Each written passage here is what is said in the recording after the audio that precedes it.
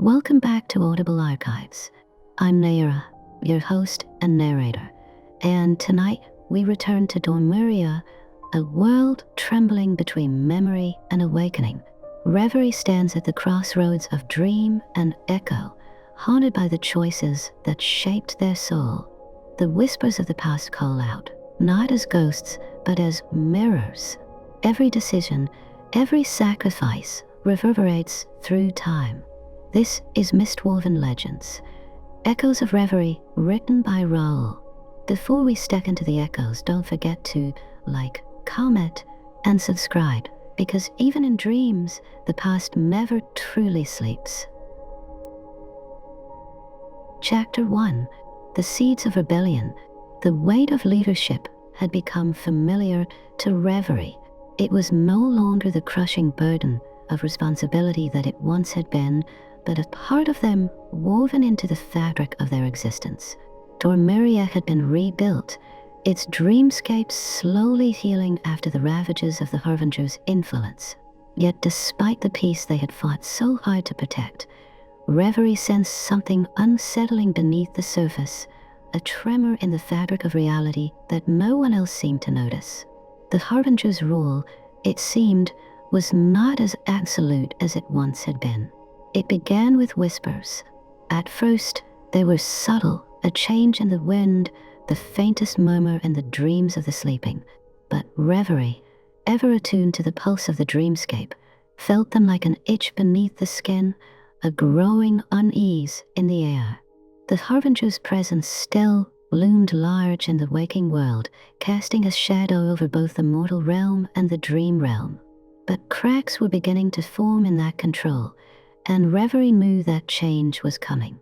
In the mortal world, they sensed a quiet rebellion stirring. The people, those who lived in the waking realm, were growing restless. Something about the Harbinger's reign felt wrong to them, an unnatural disturbance in the flow of their dreams, a restriction on their freedom, an unfamiliar weight pressing down on them in the depths of sleep. Reverie had always known that dreams were the battleground of the soul, and as long as the Harbinger ruled, the mortal's dreams had been tainted with fear, control, and manipulation. But now they were waking up. A rebellion was growing, and Reverie could feel it. The dream spirits, too, were stirring. The once subjugated entities that had served the Harbinger without question now began to show signs of dissent. Reverie felt it first in the small, flickering dreams, where spirits no longer whisper the songs of obedience, but the soft strains of defiance.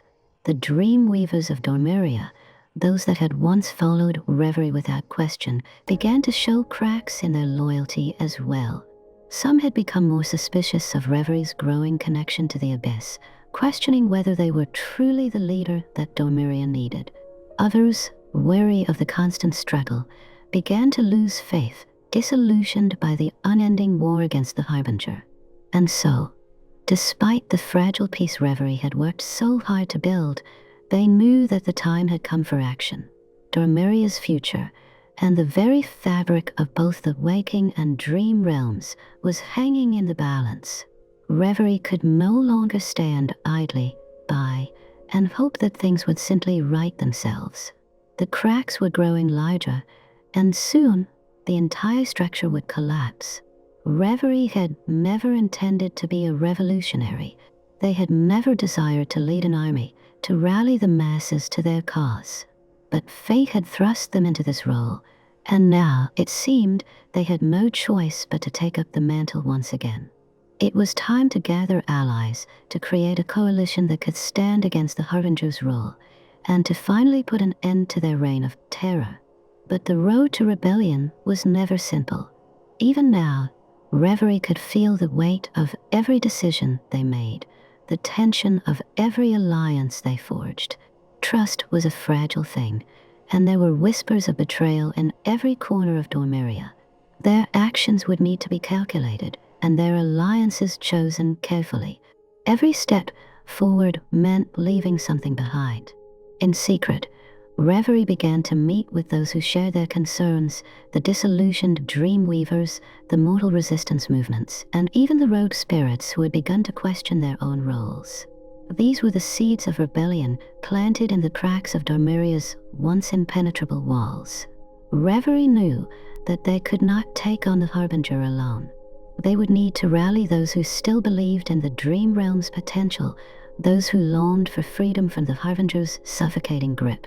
One by one, Reverie met with key figures from both the waking world and Dormiria, individuals who had been waiting for someone to lead them, someone who could see the larger picture and guide them through the storm. Cyrena Moonglade, once a staunch ally, but now a wary critic of Reverie's methods, was among the first they sought out. Despite the distance that had grown between them, Reverie trusted Cyrena's idealism and her unwavering belief in the dreamscape's true potential. Cyrena had always been a champion of balance, much like Reverie, but her disillusionment had been hard to ignore. Their conversation, though tense, was the first step toward uniting the fractured factions within Dormiria. Cyrena had grown increasingly frustrated with Dormiria's reliance on old ways, methods that no longer served the realm's evolving needs.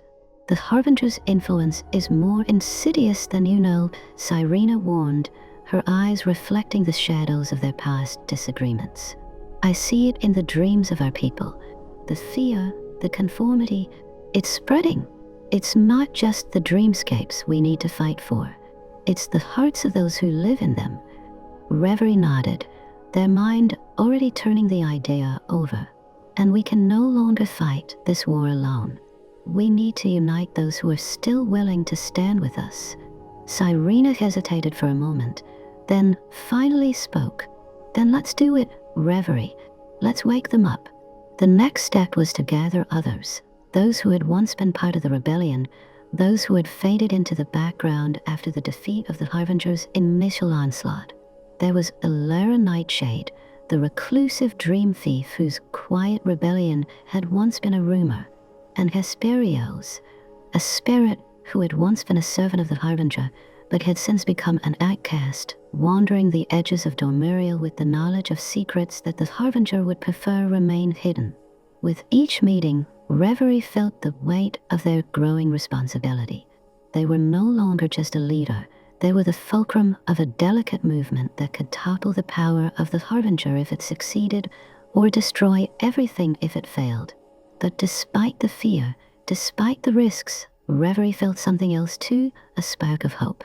This was their chance to reclaim the dreamscapes, to free both the mortals and the dream spirits from the Harbinger's reign. The path ahead was fraught with danger, but it was the only path that could lead to true freedom. The seeds had been planted. The rebellion had begun. Chapter 2. Rallying the Dream Spirits. Reverie stood at the threshold of the Dream Spire, where the ethereal whispers of the dream spirits echoed faintly through the air. It was a place both sacred and haunted, a site where the essence of Dormiria had been shaped long ago by the first Dreamweavers and the spirits who had once been its guardians. Reverie had come here not only to seek guidance, but to rouse the ancient forces that had slumbered for so long. The spirits, once proud and powerful, were the very foundation of Dormiria's existence. They had been the catalysts of creation, the weavers of dreams, and the protectors of the dream realms.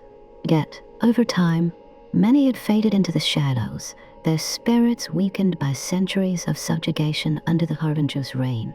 Now they were scattered, lost to fear, uncertainty, or apathy, and with each passing day, their presence diminished further, leaving a gaping hole in the defenses of Dormiria. As Reverie stepped deeper into the Dream Spire's inner sanctum, the air grew colder, thick with memories of forgotten times. The spirits who lingered here could still feel the pulse of the dreamscape, still remember the times before the Harbinger's rise. But their resistance, their spark of rebellion, had been extinguished long ago by the shadow of fear that had settled over Dormiria. Reverie could feel their hesitation, their reluctance to speak out. The Harbinger had ruled with such tyranny that even the spirits had learned to bend to their will. "I know you feel it," Reverie whispered to the quiet shadows, their voice barely rising above the stillness. "The cracks in the dreamscape, the growing unrest. The Harbinger's rule is unraveling. Dormiria is weakening. If we do nothing, all will be lost. We must unite once more." For a moment, there was no response, just the faint rustle of the wind carrying the ancient murmurs of forgotten dreams. Reverie stepped forward, determined, calling upon the spirits who had once guided them, who had once fought alongside them. "The Harbinger's reign cannot last forever," Reverie continued, their voice gaining strength. "We are not bound to serve a tyrant. We are the guardians of the dreamscape. We are its creators. We must rise again." A deep, resonant hum filled the air, a voice, ancient and warm, reverberated through the walls of the Dreamspire. "Do you not see, Reverie?" The voice echoed, carrying both weariness and sorrow. "The Harbinger's power is not easily undone. The dreams have been twisted, our influence over them diluted. What hope do we have of standing against them?" Reverie felt the weight of those words, the quiet resignation in the spirit's tone. It was a voice that had once been proud, full of light and vitality, now dimmed by centuries of domination. They closed their eyes, reaching into the depths of their own being, tapping into the power that they had once feared but had now learned to wield with control. "We have the power to change the tide," Reverie said softly, their words more of a plea than a command. "But we must act together. If we stand united, we can free Dormiria and the waking world from the Harbinger's control. The ancient dream spirits were once our strength. It is time to reclaim that power." The silence that followed was long, filled with the weight of contemplation. Reverie's heart pounded as they waited for the spirits to respond, knowing that their plea carried the potential to either restore the realm to its former glory or fracture it further. Then, a voice broke through the silence, sharper and more resolute than the others. "Reverie, you are not wrong. The Harbinger's power has become all-consuming. But you forget, we are not what we once were. The years of silence have weakened us, and even now, some of us still linger in the shadows, afraid to speak out. The rebellion you speak of is not as simple as you make it sound." The voice belonged to Lyriel, an ancient dream spirit, once a guiding force behind the creation of Dormiria. Reverie knew Lyriel well, a spirit of fire and passion, quick to act, and never one to shy away from the fight. Yet, even she seemed hesitant, unsure of whether they could ever return to their former glory. "I know the odds," Reverie replied, a note of steel entering their voice.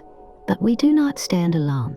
We have allies in the waking world, and we have those who still stand with us in Dormiria. The question is not whether we can, but whether we will." There was a pause before Lyriel spoke again, this time with a soft, almost wistful tone. "I will not pretend that the task ahead is not daunting, but perhaps there is still hope in our unity." The spirit's form materialized from the shadows, glowing faintly like a distant star. "I will join you, Reverie, if not for the dreamscapes themselves, then for the future that we have yet to shape." Reverie's heart surged with gratitude, but the battle was far from over. "You are not alone in this. Many of us still remember what it means to fight for Dormiria. The dream spirits are not lost, and together we can rebuild what has been torn apart." But even as Reverie gathered support from the spirits, they knew that not all would be so easily swayed. Ryloth, a spirit who had long remained neutral, appeared, his form shifting like smoke, indistinct, a being of shadows. He had been a former ally of the Harbinger, and even now he remained unconvinced. "The waking world's rebellion is nothing more than a fleeting illusion," Ryloth declared, his voice cold, detached. "You speak of hope, but all I see are dreams on the verge of collapse. There is no strength in rebellion, only ruin. Reverie stood firm in the face of his words, knowing that they could not afford to lose him to the Harbinger's influence. Perhaps, they replied softly, that there is also strength in unity. It is not the chaos of rebellion that we seek, but the restoration of balance. The dream spirits once held power over the dreamscape. It is time to reclaim that power. Ryloth remained silent for a moment, his shifting form darkening. Then, with a slow, deliberate movement, he stepped back into the shadows. You may be right, Reverie, but be careful. This path you tread may lead to more destruction than you anticipate. Despite Ryloth's resistance, Reverie pressed forward, determined to rally those who still believed in the cause. One by one, more spirits came forward, some reluctantly, others with fierce conviction. Even in the depths of despair, the dream spirits could feel the faintest flicker of hope, a spark that refused to be snuffed out. As Reverie stood surrounded by those who had once been their allies, they knew that the true challenge lay ahead. Rallying the spirits was just the beginning, convincing them to act, to trust in the dream they had all once shared would take more than words. It would take sacrifice, trust, and an unwavering belief that together they could stand against the darkness that had overtaken Dormeria. The rebellion was growing, and the dream spirits had finally begun to awaken. Chapter 3, The Mortal Awakening. The shift between worlds was always disorienting, but Reverie had grown accustomed to it. One moment, they stood in the dreamscape, a realm of flowing energies and shifting thoughts, and the next, they were plunged into the sharp, rigid reality of the waking world. The air was thick with the hum of humanity's dreams, so loud and constant that Reverie could almost taste the unspoken desires and suppressed fears of mortals. The Harbinger's influence had reached deep into the waking world, ensnaring countless dreamers. Their dreams, once filled with creativity and hope, had been twisted into nightmares, visions of chaos, oppression, and futility. Reverie could sense this distortion in every corner of the waking world. The dreamers, those who once held the potential to fight back, had become passive, muted, their wills bent under the pressure of a force they didn't fully understand. But that was about to change. Reverie wandered through the crowded streets of a city in the mortal realm, blending into the shadows, watching the people around them as if through a veil.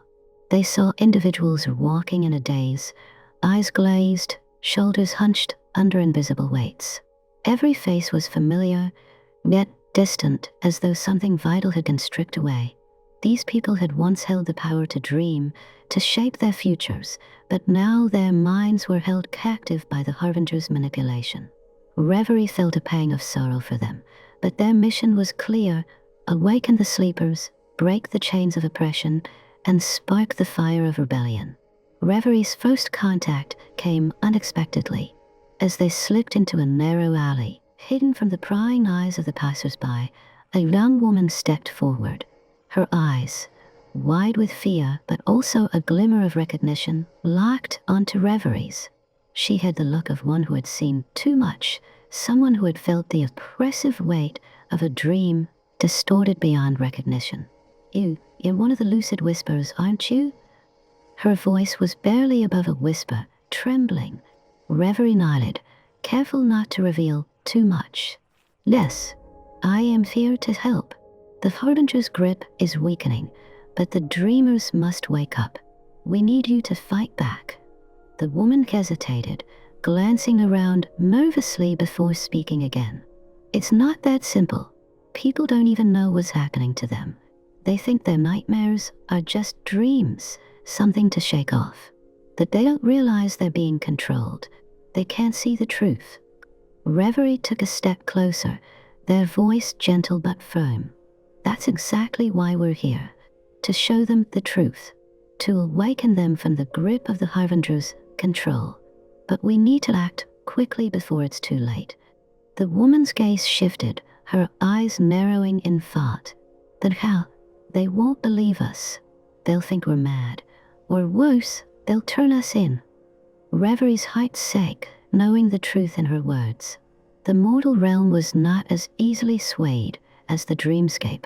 The Harbinger's influence had woven deep into the fabric of society, turning dreamers into puppets and rebellion into a myth. They could not afford to let fear dictate their actions. Not now. We will show them one by one. We will wake them from the nightmare. The woman hesitated, but then nodded, her resolve slowly solidifying. I've seen others, people who are starting to question their dreams, who know something's wrong. Maybe we can start with them. And so, Reverie began their work among the mortals, quietly gathering those who were beginning to sense the unraveling of their reality. It wasn't easy. The people they approached were often skeptical, frightened by the possibility of an unseen enemy manipulating their every thought. Many had lived in fear for so long that the notion of fighting back seemed impossible. The idea of resistance felt like a far-off dream, something that could never take root in a world where their every action was monitored and controlled. But there were those small pockets of individuals who felt the same gnawing sense of wrongness, who could hear the distant echo of the waking world calling out for help. Reverie's most promising ally was Aloan, a young scholar who had once studied the ancient texts of the dream realms. She had a rare understanding of the connection between the waking world and the dreamscapes, knowledge the Harbinger had tried to suppress. It was Aloan who helped Reverie understand that the manipulation of dreams wasn't just about distorting the content of dreams themselves. It was about controlling the dreamers' minds, their very willpower. The key to breaking the Harbinger's control is in the dreamers themselves, Aloan explained one night as they sat in the dimly lit room of a hidden safe house. The Dreamweavers have no power unless the dreamers choose to believe. They need to trust in the power of their own dreams again. Reverie nodded. We will show them, one dreamer at a time. Together, they began to reach out to those few brave souls who had already started to wake up. They whispered of rebellion, of the power that lay dormant within each person, of the ancient forces that once protected the dreamscape and the waking world alike. The idea was simple, but dangerous. If they could awaken the dreamers, they could rally them to fight back against the Harbinger's influence, one soul at a time. But it was clear that the road ahead would not be easy. The Harbinger's watchful eyes were everywhere. Even as Reverie and their allies made progress, the mortal realm grew more unstable. Nightmares spread faster, confusion and paranoia began to grip the population, and the forces loyal to the Harbinger tightened their hold. The resistance was fragile enough that any misstep could lead to its collapse. As Reverie moved deeper into the waking world, they found themselves constantly on the edge of danger, pursued not only by the Harbinger's forces, but by those who had been turned into unwitting tools of the Harbinger's manipulation. But for every person they awoke, the resistance grew stronger. Reverie could feel the spark of hope beginning to take root, spreading like wildfire. And with each new ally they gathered, they came closer to the day when the dreamers would rise up and the Harbinger's reign would finally come to an end. The battle for the dreamscape and for the waking world was just beginning. Chapter 4. Solace's embrace. Amid the growing unrest and the rising tides of rebellion, Reverie found themselves wandering through the wilderness of doubt and exhaustion. The weight of leadership, the loss of so many, and the ever-present temptation of the abyss were becoming unbearable. The Harbinger's influence continued to stretch its tendrils into every corner of the waking world, threatening to choke out the fragile spark of resistance. But even in the darkest moments, there was a light that remained constant, a glow that pierced the shadowy haze of despair. Solace, the firefly swarm that had once been a mere guide, had become something more, a symbol of hope, a beacon in the ever-expanding night. Reverie had always known Solace to be a creature of the dreamscape, a being of gentle radiance that could slip between realms with ease. They had found comfort in its light, though the Firefly's presence was often fleeting. However, as the rebellion took shape, their bond deepened. Solace was no longer just a companion. It was a guiding force, a reminder of the balance Reverie had struggled to maintain. On one particularly dark evening, when the stress of the rebellion had worn Reverie down to their core, they found themselves alone in a secluded grove, their thoughts as heavy as the skies above. The whispers of the abyss taunted them, threatening to pull them under once again, and the responsibilities of leadership felt like an insurmountable weight pressing against their chest. As they stood at the edge of the grove, staring out into the void of the night, the soft, glowing lights began to appear. Solace, a delicate glow filled the air, and Reverie felt the familiar warmth of the fireflies surrounding them, their tiny bodies lighting up the darkness in a soft, rhythmic dance. Solace's presence washed over them, calming the storm that raged in their mind. "You are not alone," a voice so soft, yet distinct, whispered through the air. It sourced the ever-shifting swarm. Reverie closed their eyes, feeling the warmth of the words like a balm to their bruised soul. "I feel as if I'm losing myself, as if I'm drifting farther from who I used to be." Solace's light flickered in a pattern that Reverie had come to understand, an ancient form of communication, a dance of reassurance. "You are not lost, Reverie.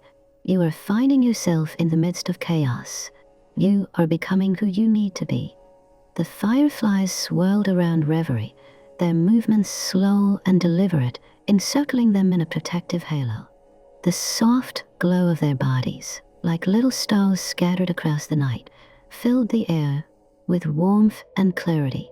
In this moment, Reverie could feel the dreamscape more clearly than ever, the fine threads of reality weaving through the ether, delicate but unbreakable. "I fear that I will lose the balance," Reverie confessed, their voice barely above a murmur. "The abyss calls to me, and the weight of this war is pushing me toward destruction. How can I fight when I feel so fractured?" Solace's glow pulsed gently, its light flickering in rhythm with Reverie's heartbeat. "Balance is not the absence of darkness. It is the acceptance of both light and shadow. You are both, the dreams you weave and the nightmares you fight. To reject either part of yourself is to fracture further." The swarm of fireflies gathered closer, their glow intensifying in unison, wrapping around Reverie in a protective embrace. The warmth they felt was not of a physical nature, but something deeper, a recognition of their own duality, of their strength and vulnerability. "You are a thread in the tapestry of dreams, Reverie," Solace continued. "Without you, the fabric would unravel. The dreams you protect, the light you bring, are just as important as the darkness you've known. Both are necessary for the whole to exist." Reverie let out a long breath, the tension in their shoulders easing slightly as they listened to the gentle hum of Solace's words. For a moment, they allowed themselves to simply be, surrounded by the warmth of the firefly's light, suspended between realms in a moment of quiet solace. "I mustn't let the darkness consume me," Reverie whispered, more to themselves than to Solace. "I must be the balance." The fireflies flickered in agreement, their light like a soft affirmation in the air. Solace's embrace wasn't just a comfort, it was a reminder of who Reverie was at their core. Both light and shadow, creation and destruction, a bridge between worlds. The swarm's glow, fragile yet unwavering, reminded them that hope was not a distant dream, but something that could be found even in the darkest corners of the soul. As Reverie stood amidst the swarm, the weight of their burden seemed a little lighter, the path a little clearer. There would be more battles, more choices to make, and the risk of losing themselves to the abyss still lingered. But with Solace by their side, they could find their way. "Thank you," Reverie whispered, the words full of quiet gratitude. "I won't forget this." The fireflies pulsed once more, as if acknowledging the bond between them, before they fluttered off into the night, leaving Reverie with a renewed sense of purpose. The rebellion was far from over, but for the first time in a long while, Reverie felt ready to face the challenges ahead. With the glow of Solace's light lingering in their heart, they returned to the fight, knowing that they were not alone, never truly alone. Chapter 5. Empathy's Burden. As the rebellion against the Harbinger's growing influence spread across Dormiria and the waking world, Reverie's role as both a leader and a guide grew increasingly demanding. The once quiet dreamer, now a seasoned leader and protector of both mortals and dream spirits, found themselves at the intersection of countless emotions, each one more intense than the last. They had always been sensitive to the pulse of the dreamscape, but now, as the stakes rose, their empathy began to take on a deeper, more painful weight. Every soul they encountered, whether a mortal in the waking world or a spirit of the dreamscape, left an indelible mark on Reverie.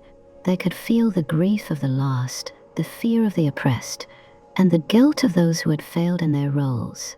Even the small flickers of hope that they ignited in others only seemed to intensify the emotions around them. They were a conduit for the emotional turmoil of an entire world, and the weight of it threatened to consume them. Reverie found themselves standing on the precipice of their own mind, teetering between their desire to be a beacon of light for others and the overwhelming flood of pain that accompanied each step. The emotions were never their own, but they felt them all the same.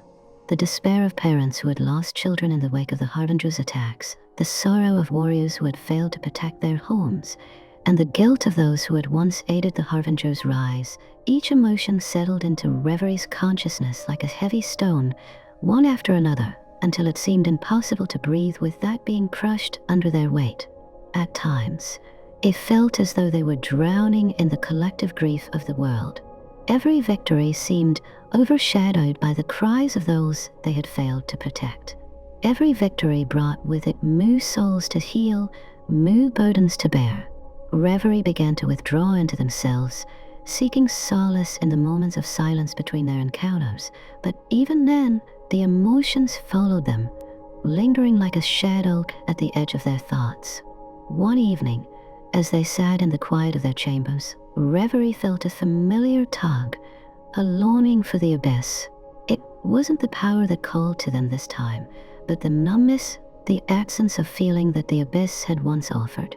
The abyss had consumed their emotions in the past, allowing them to focus solely on their tasks without the weight of others' pain. But now, with every piece of their soul stretched thin, the temptation to fall back into the abyss's embrace was stronger than ever. The voices of the rebellion echoed in the distance, but they felt distant to Reverie. The once vibrant connection to the dreamscape was now clouded by the relentless weight of others' emotions. How could they continue to lead, to fight, when their own heart was breaking with every step?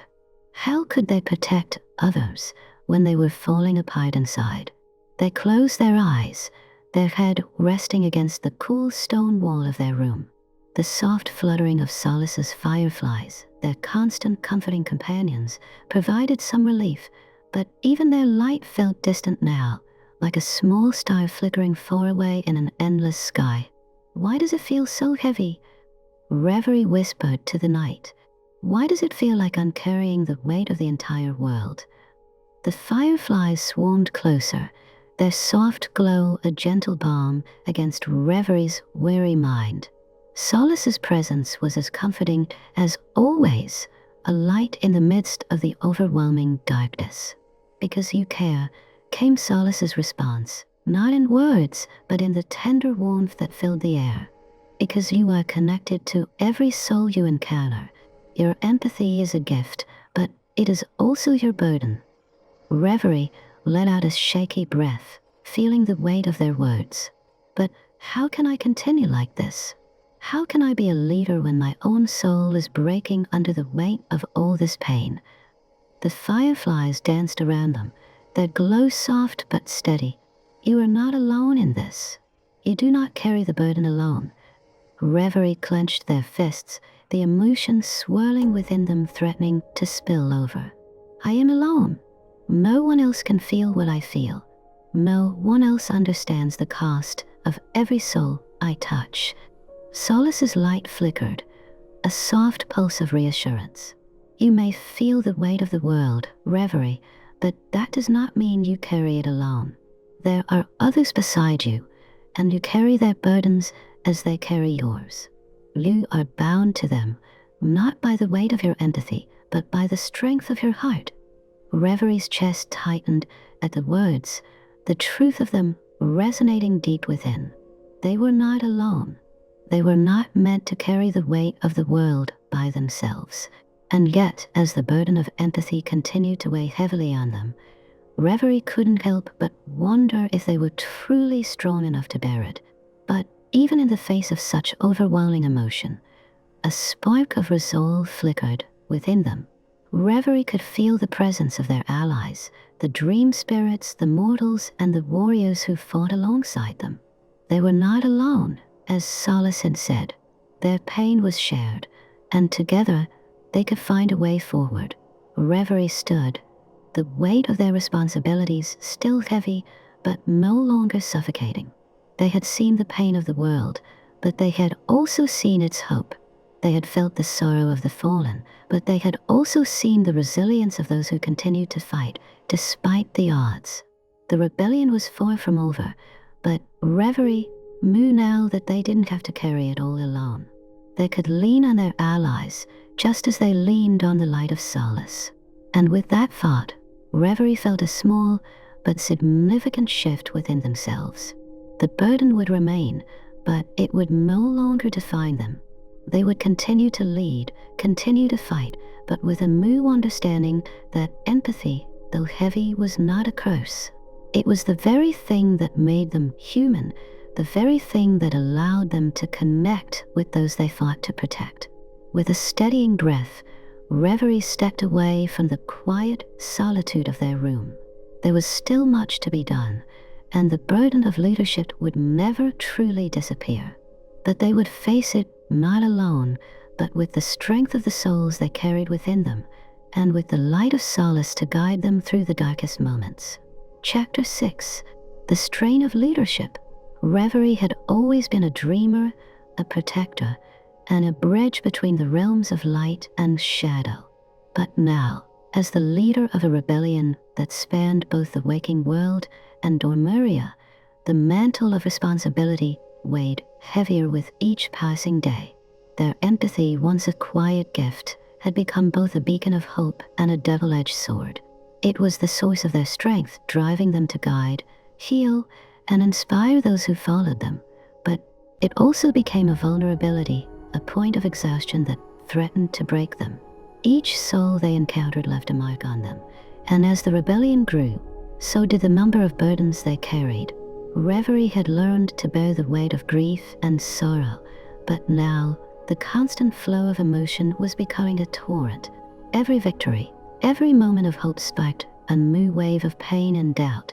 Those they couldn't save, dreams that had been lost or twisted beyond repair, and the ever-present fear that the rebellion would fail. The dream spirits were rallying, but some still clung to their doubts, questioning Reverie's ability to lead without falling back into the darkness of the abyss.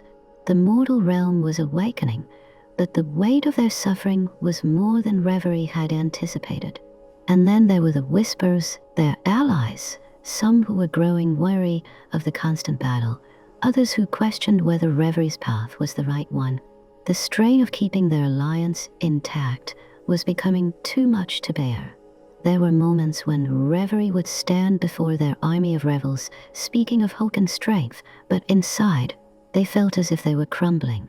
The burden of leadership was like an invisible weight, pressing down on their shoulders, numbing their body, and making it difficult to think clearly.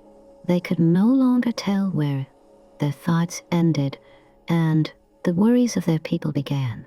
It was as though they were living within a storm of emotions, unable to find a moment of peace. the empathy that had once connected them to others now made them vulnerable. Reverie could no longer shield themselves from the pain that rippled through their followers. Every grief-stricken cry, every desperate plea for help felt as though it were their own. Even the smallest of losses sent shockwaves through their psyche, breaking down the mental walls they had so carefully constructed. One night, as Reverie walked the borders of the camp, the fires of rebellion casting long shadows across the land, they found themselves alone, gazing out into the distance. The weight of their responsibilities was unbearable, and for the first time in a long while, they allowed themselves to feel the full brunt of it, the isolation, the exhaustion, the fear of failure. "How long can I keep this up?" they whispered into the wind. "How long before I break?" The night remained silent, save for the soft rustle of leaves, but within Reverie, the storm raged on. Their heart beat heavily in their chest, and the voices of their people, those they had sworn to protect, swirled around them like a whirlwind of emotion. They felt their own tears threaten to surface, but they fought them back, unwilling to show weakness. And yet, in that moment of solitude, Reverie knew that they were on the edge. They couldn't keep pretending they were invincible. The strain of leadership was more than they had bargained for, and though their people depended on them, Reverie found themselves wondering if they had the strength to continue. The quiet hum of Solace's fireflies broke the silence, their glow a steady pulse in the darkness. They surrounded Reverie, offering a soft light in the otherwise oppressive night. Reverie closed their eyes, allowing the calming light to soothe them for a moment. Solace, ever the comforting presence, lingered close, its glow reflecting in Reverie's tired eyes. "You are not alone," Solace's light seemed to say. "You do not have to bear it all by yourself." Reverie opened their eyes, focusing on the swarm of fireflies. The truth in Solace's gentle words resonated deep within them. For so long, they had carried the burden of the rebellion on their own shoulders, thinking that their people relied solely on their strength. But the truth was, they were not alone. There were others who believed in them, who shared the weight of the fight. The rebellion was more than just Reverie's cause. It was the cause of every soul who dreamed of a world free from the Harbinger's control. There were allies who would fight beside them, not because Reverie commanded it, but because they believed in the same vision. Reverie wasn't the only one holding the world together. Together, they would rise or fall as one. "I can't do this alone," Reverie muttered, more to themselves than anyone else. "I can't keep carrying everyone's pain and hopes. I need them to help me carry it." Solace's glow brightened for a moment, as if in acknowledgement of their words. Reverie knew the fireflies had always been more than just a symbol of light. They were a reminder of the connections that bound them all together. They weren't meant to shoulder the burden of leadership alone, and it was time to admit it. In the distance, the camp stirred. The rebellion's fires were still burning, and the dream spirits and mortals continued to rally in their cause. Reverie drew in a deep breath, steadying themselves, and for the first time in weeks, they felt a sense of clarity. "I will lean on them," Reverie whispered to the night. "I will let them help me as I help them." And as the first light of dawn broke across the horizon, Reverie turned back toward the camp, no longer burdened by the weight of their leadership in isolation. They were the leader of the rebellion, yes, but they were also one among many, and together they would fight, not just for freedom from the Harbinger, but for each other. The strain of leadership was still present, but it no longer defined them. They were ready to face the challenges ahead, together. Chapter 7, The First Betrayal. The wind howled through the branches of the trees as Reverie sat alone in their tent, reviewing the latest reports from the rebellion scouts. The tension in the air was palpable. Every day the Harbinger's forces grew bolder, their attacks becoming more coordinated, more precise. Reverie had been so focused on leading, on keeping the flame of hope alive in the hearts of their people that they hadn't seen the dark shadow creeping through their ranks. It started with whispers, small rumors at first, a sudden change in strategy, a miscommunication, but the whispers grew louder, more insistent, until they could no longer be ignored. Reverie's heart sank when they received the urgent report. Information that should never have left their camp had reached the Harbinger's forces. A vital strike plan had been leaked, putting one of their largest operations at risk. The rebellion's most trusted allies had been compromised, and, worst of all, one of Reverie's own was responsible. The traitor was someone Reverie had considered a confidant, an ally who had fought by their side since the earliest days of the rebellion. Alira Brightstorm, a sharp and passionate dream spirit who had inspired many of the fighters, had become an integral part of their leadership team. Reverie had trusted her. They had shared secrets, discussed strategies, and even confided their deepest fears. How could Alira, of all people, betray them? Reverie stood, feeling the weight of the betrayal like a physical blow. They had always known that leadership carried the risk of dissection, but to experience it firsthand, it shattered something deep inside. The rebellion had already been fragile, united by the dream of a free world, but held together by the tenuous threads of trust. Now, those threads were unraveling. Word of the betrayal spread quickly among the ranks, and with it, a poison of doubt. Who else could be working against them? Who else had been feeding information to the enemy? There was no way to know for sure, and the uncertainty left a bitter taste in Reverie's mouth. How did I miss this? Reverie whispered, their voice cracking as the weight of the situation bore down on them. How could I have been so blind? The echo of the betrayal gnawed at their soul, infecting their thoughts like a creeping vine. They had always prided themselves on their ability to sense the emotions and intentions of others, but now they questioned their own judgment. Had their empathy clouded their ability to see the truth? Had they been too trusting, too open with those they called allies? The camp was no longer a sanctuary of hope and determination. It had become a place filled with suspicion. Eyes followed each movement. Conversations ceased when Reverie entered the room. The rebellion was fracturing before their eyes, and it was all because of a single act of treachery. What now?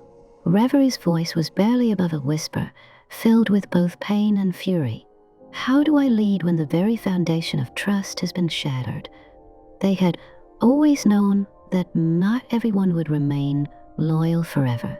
But this was different. This wasn't just a betrayal. It was a personal wound. Alira had been one of their closest friends, someone who had shared their vision for a better world. The loss of that trust cut deeper than any battlefield wound could. But Reverie couldn't afford to dwell on their hurt. The rebellion had already lost so much, losing its trust could prove fatal. The first step was to uncover the full extent of the betrayal. Reverie needed answers. Who else was involved? How had Alira been manipulated, or had she acted out of her own selfish desires? They summoned the remaining trusted members of the council to an emergency meeting, the weight of responsibility heavy on their shoulders. The faces that once radiated confidence now bore the marks of doubt, and Reverie could feel the tension in the room. Even Solace, the comforting light they had relied on, seemed dimmer, as though it too felt the darkness creeping in. Reverie took a deep breath, steadying their voice. "We have a traitor among us," they began, their words striking the room like a hammer. "One of our own has betrayed us. Alira Brightstorm has been feeding information to the Harbinger's forces. We must act swiftly to contain the damage." The room was silent. Eyes darted from one person to another, suspicion blossoming in every glance. "How do we know it's her?" Cyrena Moonblade, one of Reverie's most loyal allies, spoke up, her voice sharp and distrustful. "What if this is just a ploy to undermine the rebellion from within? What if there's more to this than we realize?" I trusted her, Reverie replied, their voice strained, barely holding back the grief that threatened to overtake them. But the evidence is clear. She's been seen meeting with Harbinger's forces in the shadows. We found the plans she leaked. Cyrena's expression softened, but doubt still lingered in her eyes. What will we do about it? We find her, Reverie said, their voice cold with determination. And we make sure this ends before it tears us apart any further. The room remained tense, but there was no denying the grim reality. Alira was a traitor, and the rebellion's survival depended on stopping her before she could do more damage.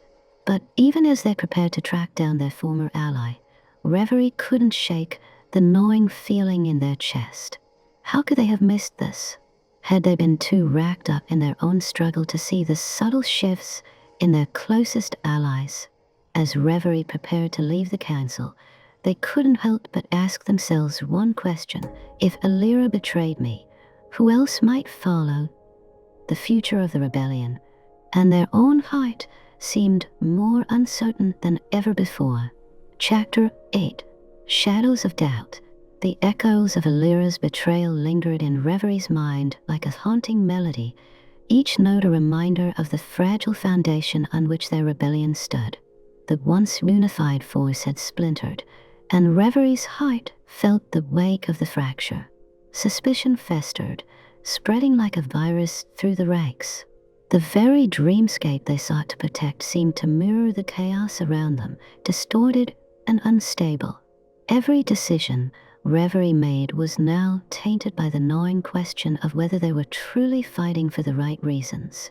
The rebellion had always been about the dream of freedom, the hope of a world unshackled by the Harbinger's rule. But now, as the weight of leadership bore down on them, Reverie couldn't shake the suspicion that they had been motivated by something more personal, something darker. Were they truly leading for Dormeria and the mortal realm, or was this all just a desperate attempt to prove themselves, to reclaim a sense of identity they had lost long ago, to be more than the fractured Dreamweaver who had once been both the harbinger of creation and destruction? Reverie wandered through the dreamscape, their thoughts heavy as images of the rebellion's early days swirled around them. They had always been a catalyst, someone who stood on the edge between two worlds, always straddling the line between creation and annihilation. But somewhere along the way, that balance had begun to shift. Their leadership, once a source of strength, had become a constant source of doubt.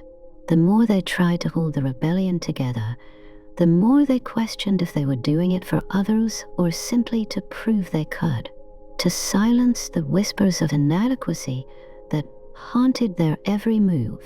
The dream spirits that had once followed Reverie with unwavering loyalty now hesitated. Even Solace, their ever-constant firefly swarm, seemed to flicker dimmer in the shadow of Reverie's doubt. The firefly's once constant hum of reassurance had become erratic, mirroring the dissonance in Reverie's own heart. What if I'm not the leader they need? Reverie asked softly, the question a whisper into the empty expanse. What if I've been fooling myself, thinking that I'm worthy of this responsibility? Their reflection in the shifting dreamscape offered no answers, only a fractured image of their own self-doubt. Each crack in the glass was like a crack in their resolve. Had they been the one who had started this rebellion, or had they merely been swept up in the wave of necessity? Had they given in to the power of the abyss and their fractured identity, using it as a crutch rather than confronting it fully? The rebellion had grown from the dream of a better world, but now that world seemed impossibly out of reach. The harsh reality of leadership had begun to bleed into Reverie's own mind, twisting their perception of what they were truly fighting for. Were they pushing forward for the sake of the dream, or to validate their own existence, to finally prove they were worthy of their role as a lucid whisper? I've given so much of myself to this cause, Reverie muttered, their voice raw with the strain of their inner turmoil. But what if I'm only doing it to fill the void, to create something that makes me feel real again? The question haunted them, the sharp sting of self-awareness making their heart ache. They had once believed in their mission so fully, in the righteousness of their path. But now, in the aftermath of betrayal and internal strife, Reverie couldn't help but wonder if their motivations had become tangled with something darker, something self-serving. In the distance, a dreamscape flickered, a vision of a world that might have been. It was a vision where Dormiria thrived, untouched by the Harbinger's influence, and Reverie stood in the center, their heart and mind unburdened by doubt. But the vision was fleeting, dissolving like mist in the morning sun. Is this what I really want? Reverie asked themselves. Or am I chasing something that will never truly satisfy me? As the rebellion continued to fracture, Reverie knew they needed to face these doubts. They needed to understand whether their fight was truly for the greater good, or merely a reflection of their own need for validation. The lines between selflessness and selfishness had blurred so much that it was impossible to tell where one ended and the other began. In the days that followed, Reverie began to pull away from their duties, retreating into the quieter corners of the dreamscape. They needed time to reflect, to come to terms with their own inner shadows. Could they truly lead Dormiria to victory if they didn't even understand their own motives? Could they overcome the influence of the Abyss if they couldn't fully confront the darkness within themselves? The rebellion needed a leader who was certain, who was whole, but Reverie wasn't sure they were either, and that uncertainty threatened to undo everything they had fought for. The dream spirits, too, felt the shift in Reverie's presence. Some had already begun to question their resolve, their once unshakable faith in Reverie now laced with doubt. The rebellion needed a unified force, but Reverie knew that unity could only come from within. The first battle was not against the Harbinger, but against themselves.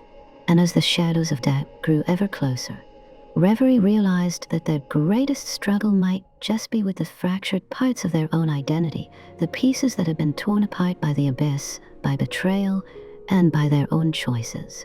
If they could not reconcile the darkness within, how could they hope to guide the rebellion through the darkness ahead? Only time would tell. Chapter 9, The Abyssal Echo. The whispers came like a cold wind, rising slowly at first, then growing into a roar that seemed to echo through the very core of Reverie's being. Each word was laced with darkness, threaded with promises of power and freedom, freedom from doubt, from pain, from the unbearable weight of responsibility. Embrace the chaos, the Abyss whispered, its voice curling around Reverie's thoughts like tendrils of smoke. You were made to be more than this. Let go of the burden of leadership. Let go of the weight of your emotions. Become the weapon you were always meant to be. Reverie staggered, their knees weakening as the pressure of the Abyss's call grew louder, filling their mind like a storm threatening to tear apart everything they had fought for. The chaos in their heart mirrored the chaos in the world around them. The rebellion, the fractured dreamscape, their own doubts, all of it blurred together in a flood of overwhelming emotion.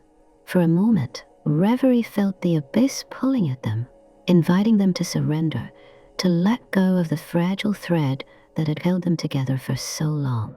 The pain of every dreamer they had encountered, the sorrow, the fear, the grief flooded their mind, pressing them toward the edge. You could end all of this, the Abyss whispered, its voice sweet and tempting.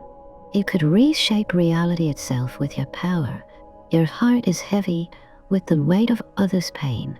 Free yourself. Free them. Become whole again. The darkness within Reverie churned violently, as if it were clawing its way to the surface, demanding release. The resonance that had always been there, quiet and persistent, now screamed for attention. It felt like 1,000 voices pushing against their psyche, each one demanding action, demanding destruction. But Reverie was no longer the person they had been when the Abyss first found them. The years of struggle, of learning to balance light and shadow had shaped them into something more, something fragile yet resolute. They had learned through pain and loss that embracing the abyss meant losing everything they had come to care about. It meant losing themselves. Still, the whispers were hard to ignore. They spoke of the rebellion's failing unity, of their own insecurities, of the pain of every soul they had encountered. The weight of it all was unbearable. What if I can't do this? Reverie whispered aloud, their voice trembling. What if I'm not strong enough? What if I've already failed? The abyss answered with a gentle caress, like a lover's touch, seductive and irresistible. You're not weak. You are strong beyond measure. Let go. Let the abyss consume you and show you the true power within. The temptation was overwhelming.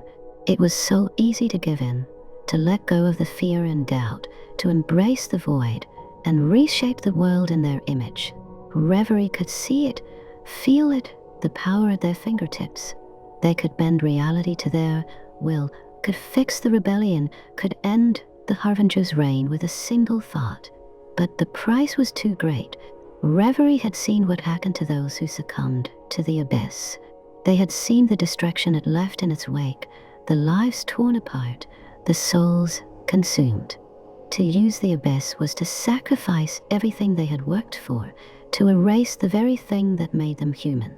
I am not just a weapon, Reverie said, their voice steadier now, though it trembled with the strain of holding the darkness at bay. I am more than this. I choose to fight for what is right for Dormiria, for the dreamers, not for myself, not for power. For a moment, the abyss grew silent, its whispers fading into the background, as if considering Reverie's words. Then, with a final, sorrowful sigh, the darkness retreated, just slightly, enough for Reverie to regain a semblance of control. Reverie staggered forward, their breath ragged as they fought to keep their footing in the shifting dreamscape. The abyss had not fully relinquished its grip, but Reverie had taken a step back from the edge. They had resisted, for now, but Reverie knew the battle was far from over. The abyss would not let them go so easily. It would wait for another moment of weakness, another crack in their resolve. And in that moment, Reverie realized the true weight of their leadership. To guide the rebellion, to protect Dormiria, meant confronting their own darkness time and time again. The abyss would always be there, a shadow at the edge of their mind, whispering its temptations. But Reverie had learned something vital in that moment of struggle. They had the power to choose. They could choose to fight, to resist, to hold on to the light. And though it would not be easy, Reverie vowed that they would never give in to the abyss. Not while there was still hope, not while the dreamers needed them. The rebellion had its fractures, its betrayals, its shadows. But Reverie's heart remained resolute. The path forward would be treacherous, but they would walk it not as a weapon of destruction, but as a protector of dreams. For now, the abyss had been silenced, but Reverie knew that the war, both outside and within, had only just begun. Chapter 10.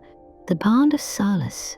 The light of the fireflies flickered in the distance, a gentle glow in the ever-shifting dreamscape.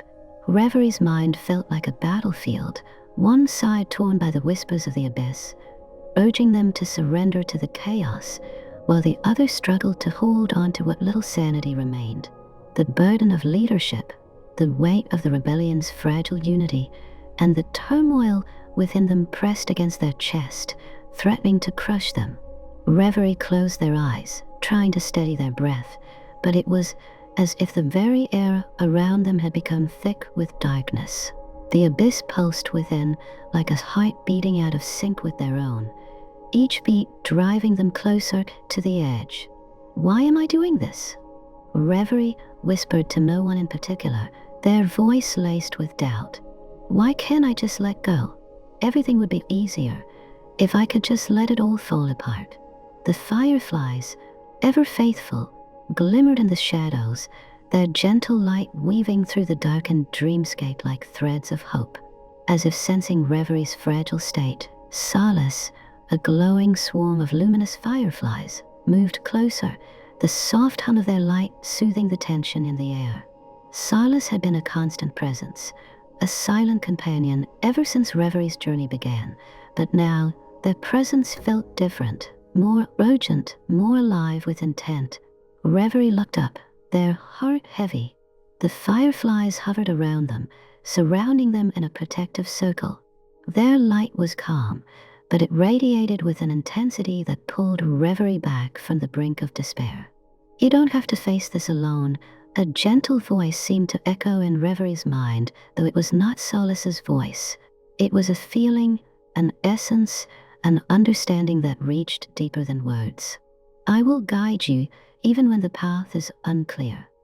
Reverie closed their eyes again, allowing the firefly swarm to envelop them in its glow. For a fleeting moment, the overwhelming weight of the abyss lifted, replaced by a soft warmth. The whispers of darkness receded, as if stifled by the light of the fireflies. Solace's presence was both calming and grounding, like a tether to reality amidst the overwhelming chaos. It wasn't just the fireflies themselves, but the bond they shared, the unspoken connection that had formed between them. Solace was not merely an ally, it was a lifeline, a reminder that there was still goodness in the world, still light in the darkest of places. "You are not weak," the swarm seemed to whisper, though it was not in words but in the very essence of its being. "You are not defined by the abyss. You are the Dreamweaver. You hold the power of creation and healing, and we are with you." Reverie inhaled deeply, feeling the warmth of Solace's light spreading through their chest. The sensation was grounding, a balm for their fractured soul. The abyss still lurked, but it no longer seemed as powerful. For the first time in what felt like an eternity, Reverie could breathe without feeling suffocated by the dark pull within. The bond with Solace went beyond the physical. In that moment, Reverie understood that the fireflies were not just a source of light, they were a manifestation of something far more profound: hope. In their light, Reverie found clarity, a brief respite from the constant strain of war, betrayal, and internal turmoil. As Solace's light flickered around them, Reverie's heart steadied. They were not alone. Not in this fight, not against the Harbinger, and not against the abyss that whispered in the depths of their mind. The fireflies, and the connection they shared, were a reminder of who Reverie had become, not a weapon of destruction, but a protector, a Dreamweaver capable of creating, of healing, of guiding those lost in the shadows. "Thank you," Reverie murmured, their voice thick with gratitude. "I don't know what I would do without you." The fireflies responded, their glow intensifying, a soft hum resonating in the air. It wasn't a reply in words, but in a shared understanding. In this fleeting moment, Reverie was not burdened by their past mistakes or the weight of the rebellion. They were simply themselves, flawed, yet resolute. Together, Reverie whispered, feeling the firefly's light wash over them like a wave. "We can face this. Together, we can save Dormiria." And for the first time in days, Reverie believed it. The abyss still waited, its whispers lurking in the shadows. The Harbinger's forces still threatened, still loomed large. But with Solace by their side, Reverie knew they could face whatever came next. They were not alone, and that was enough. For now, it was enough. Chapter 11. The heart of the rebellion. The rebellion was on the brink, fractured by betrayal, tested by doubt, and weakened by internal conflict. Yet within the shattered remnants of their unity, Reverie felt a flicker of something powerful, something that could still ignite the flames of resistance. Hope. The dream spirits that once guided the birth of Dormiria had long faded into obscurity, but Reverie now knew that they were not lost forever. In the quietest corners of the rebellion, in the most desolate parts of the dreamscapes, they could still be reached.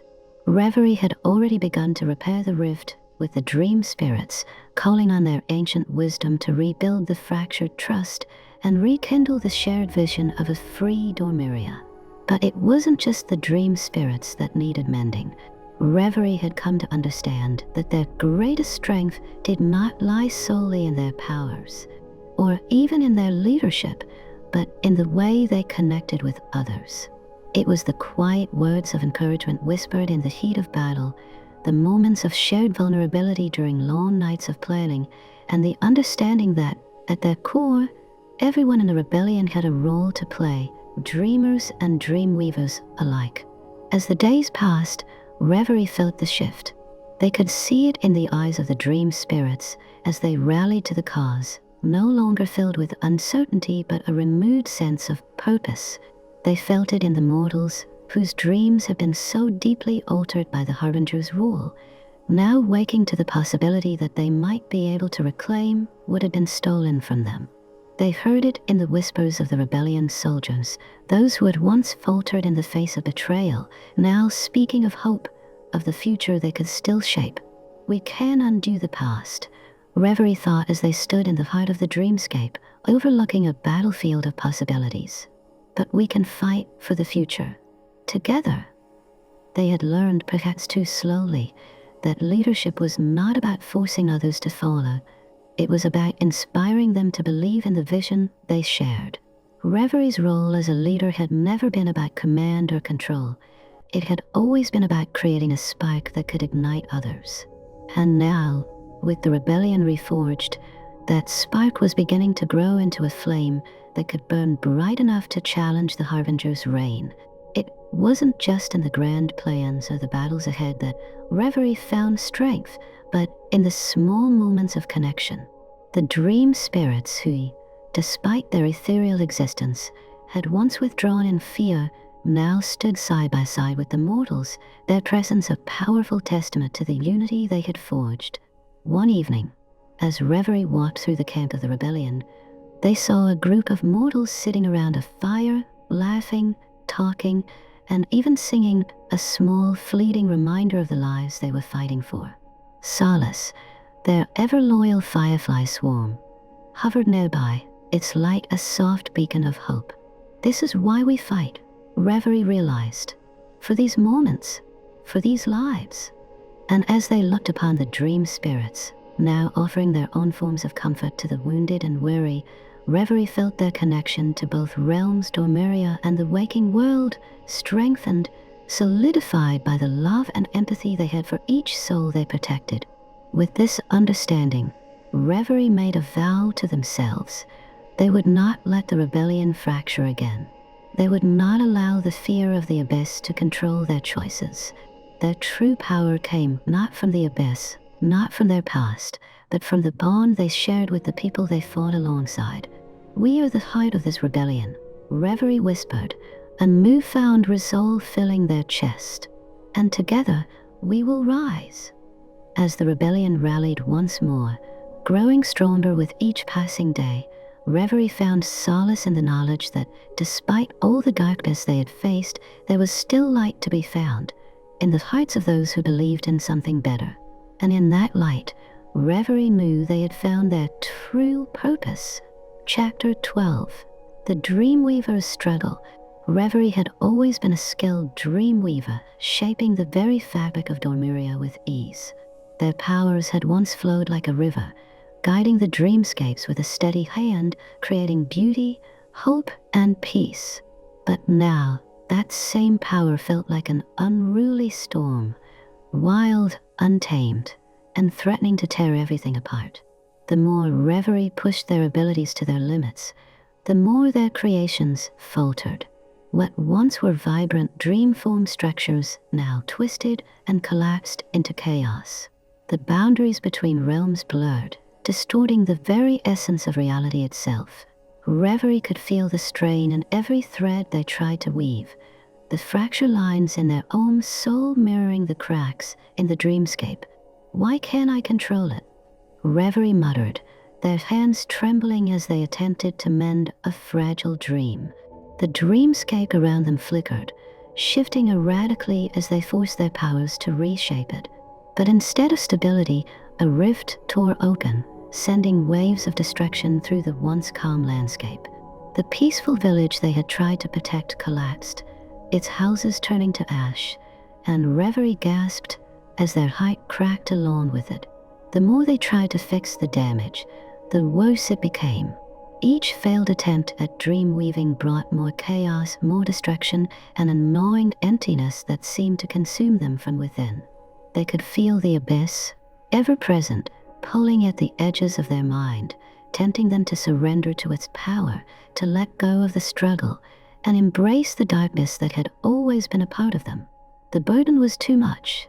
"I'm losing control," Reverie whispered to themselves, their voice thick with frustration.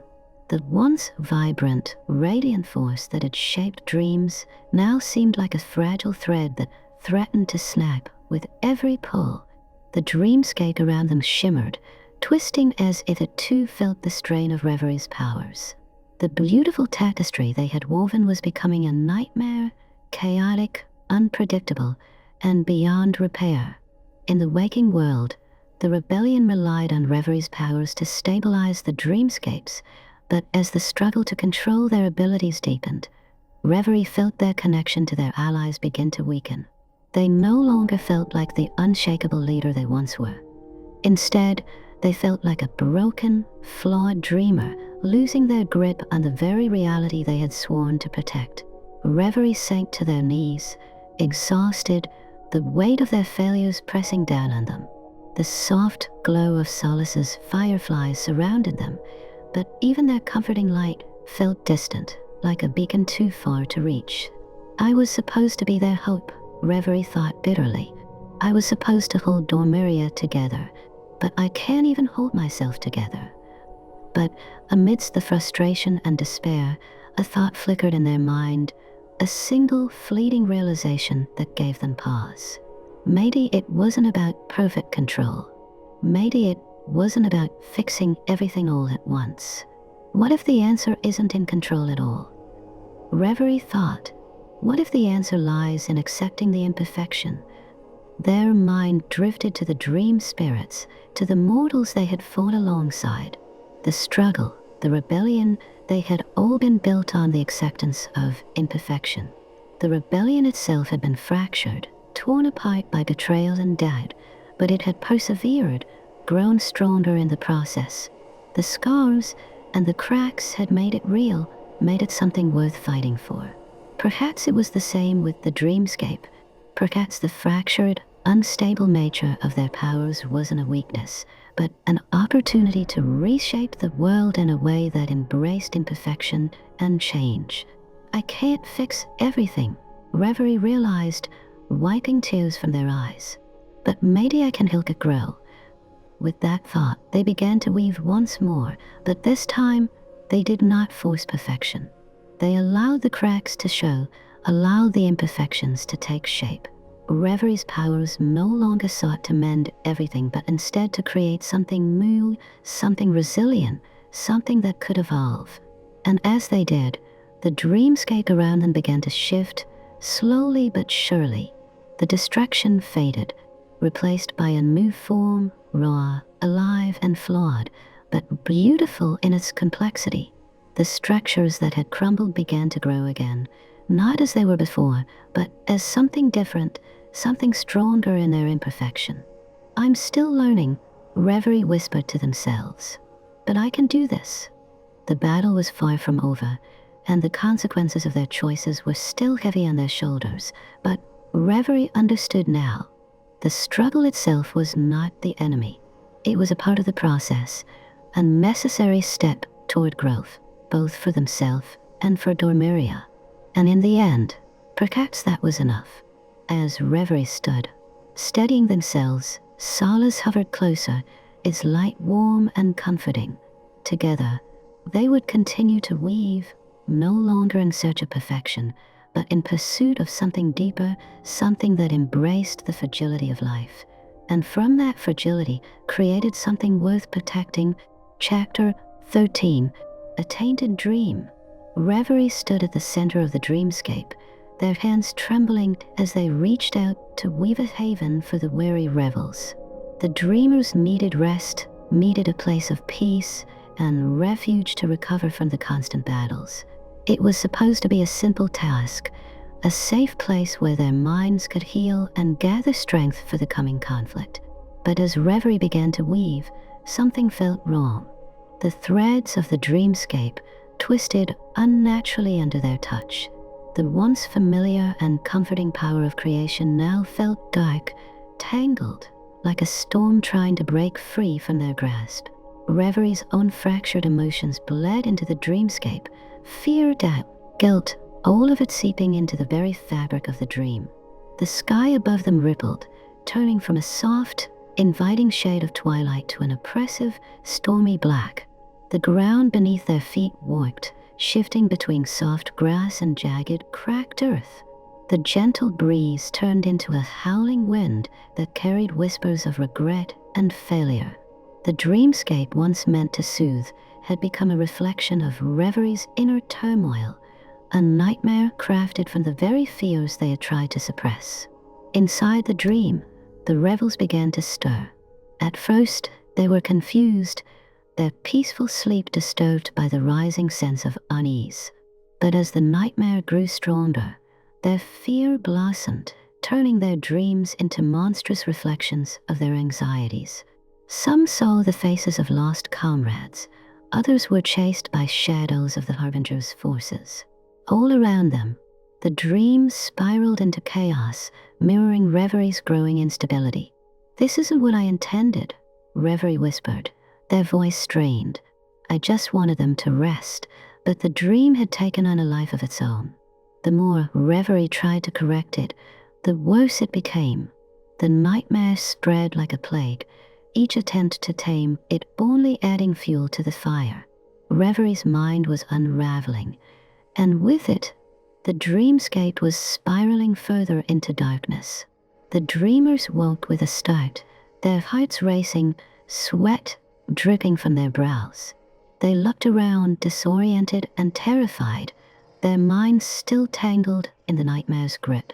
Some screamed in panic, others stumbled back in confusion, unable to comprehend the horror they had just experienced.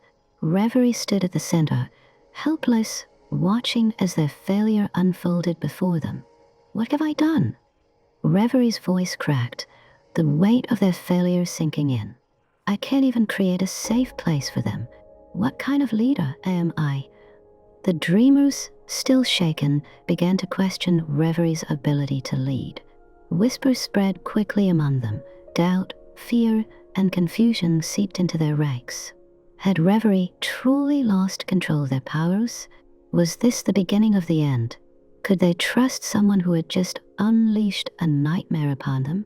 Reverie staggered back, their mind racing. On losing them, they thought. On losing everything. The strain of maintaining control over their powers had already been pushing Reverie to the edge. Each failure, each loss, chipped away at their resolve. The abyssal whispers were louder now, urging them to embrace the chaos, to let go and become the weapon they had once been meant to be. The power, the temptation to surrender to it, grew ever stronger. But Reverie fought it. They had to. "I won't let them down again," Reverie thought, forcing their feet to move as they tried to restore the dreamscape. "I can fix this. I have to fix this." But every attempt to smooth over the dream, to ease the terror it had brought, was met with resistance. The nightmare clung to the dreamers like a curse, and no matter how much Reverie willed it to change, the dreamscape continued to reflect their inner fracture. It was no longer just a physical manifestation. It was the essence of their fears, the terror of failing those who depended on them. Reverie sank to their knees, exhausted, the abyss calling out to them in a mocking whisper. "Why struggle? Embrace it. Let the fear consume you. Let the power wash over you." But Reverie could not. Not like this.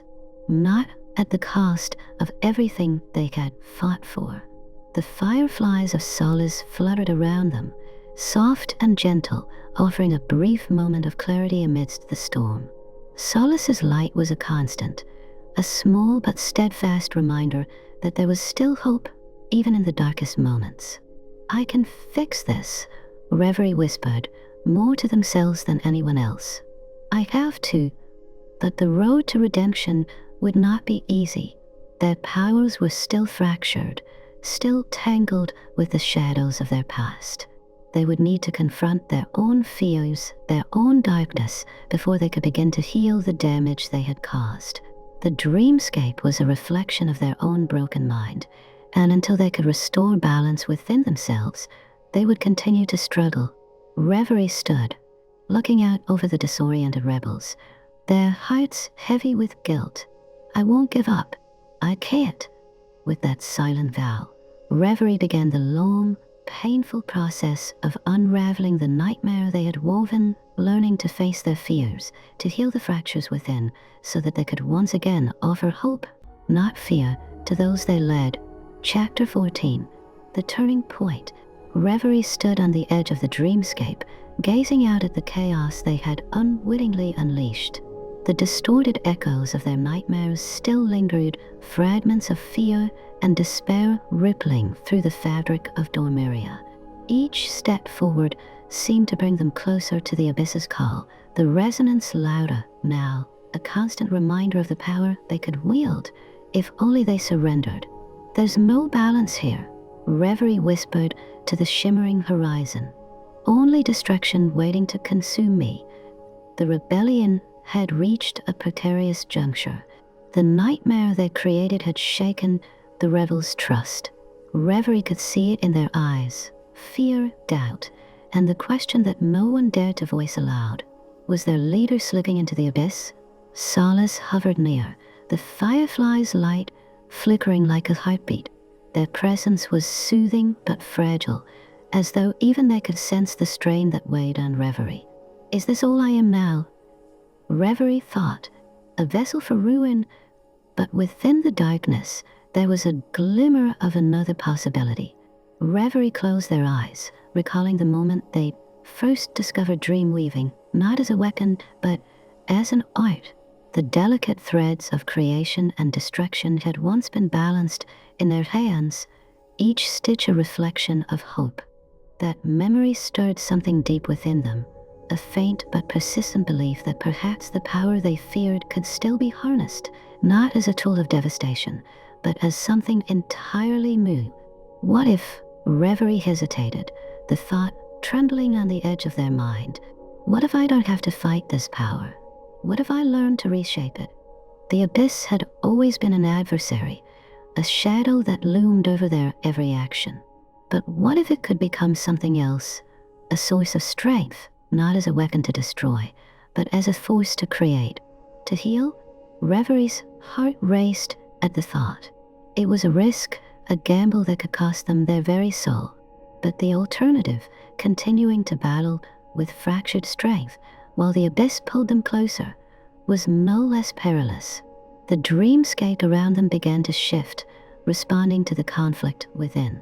Shattered fragments of light and shadow swirled together, colliding and breaking apart in an endless cycle.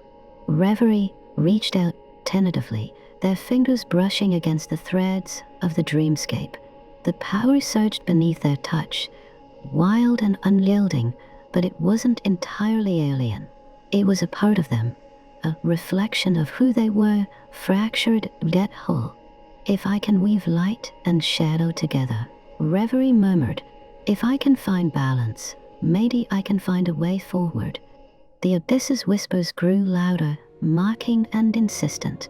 "You are mine," it hissed. "You cannot fight what you are." But Reverie straightened, their resolve hardening. "I don't have to fight you," they said aloud, their voice steady. "I only have to understand you." It was a terrifying revelation. To embrace the abyss was to risk losing themselves entirely, but to deny it had only brought them closer to ruin. If they could learn to wield their power without succumbing to it, they might finally break free of the cycle that had bound them for so long. Reverie turned back toward the camp where the rebels waited, their faces etched with uncertainty. The trust that had been fractured would not be easily repaired, but it wasn't beyond reach. If they could show the others that they were willing to change, to adapt, then perhaps hope could still be salvaged. I don't have all the answers, Reverie admitted softly, more to themselves than anyone else. But I can find them. I have to try. Solace's fireflies danced around them, their light steady and warm. It was as if they, too, believed in this new path, this fragile hope that had begun to take shape.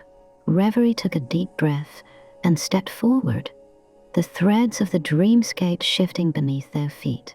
The path ahead was uncertain, fraught with danger and doubt. But for the first time in a long while, they felt something stir within them, something stronger than fear, more enduring than despair.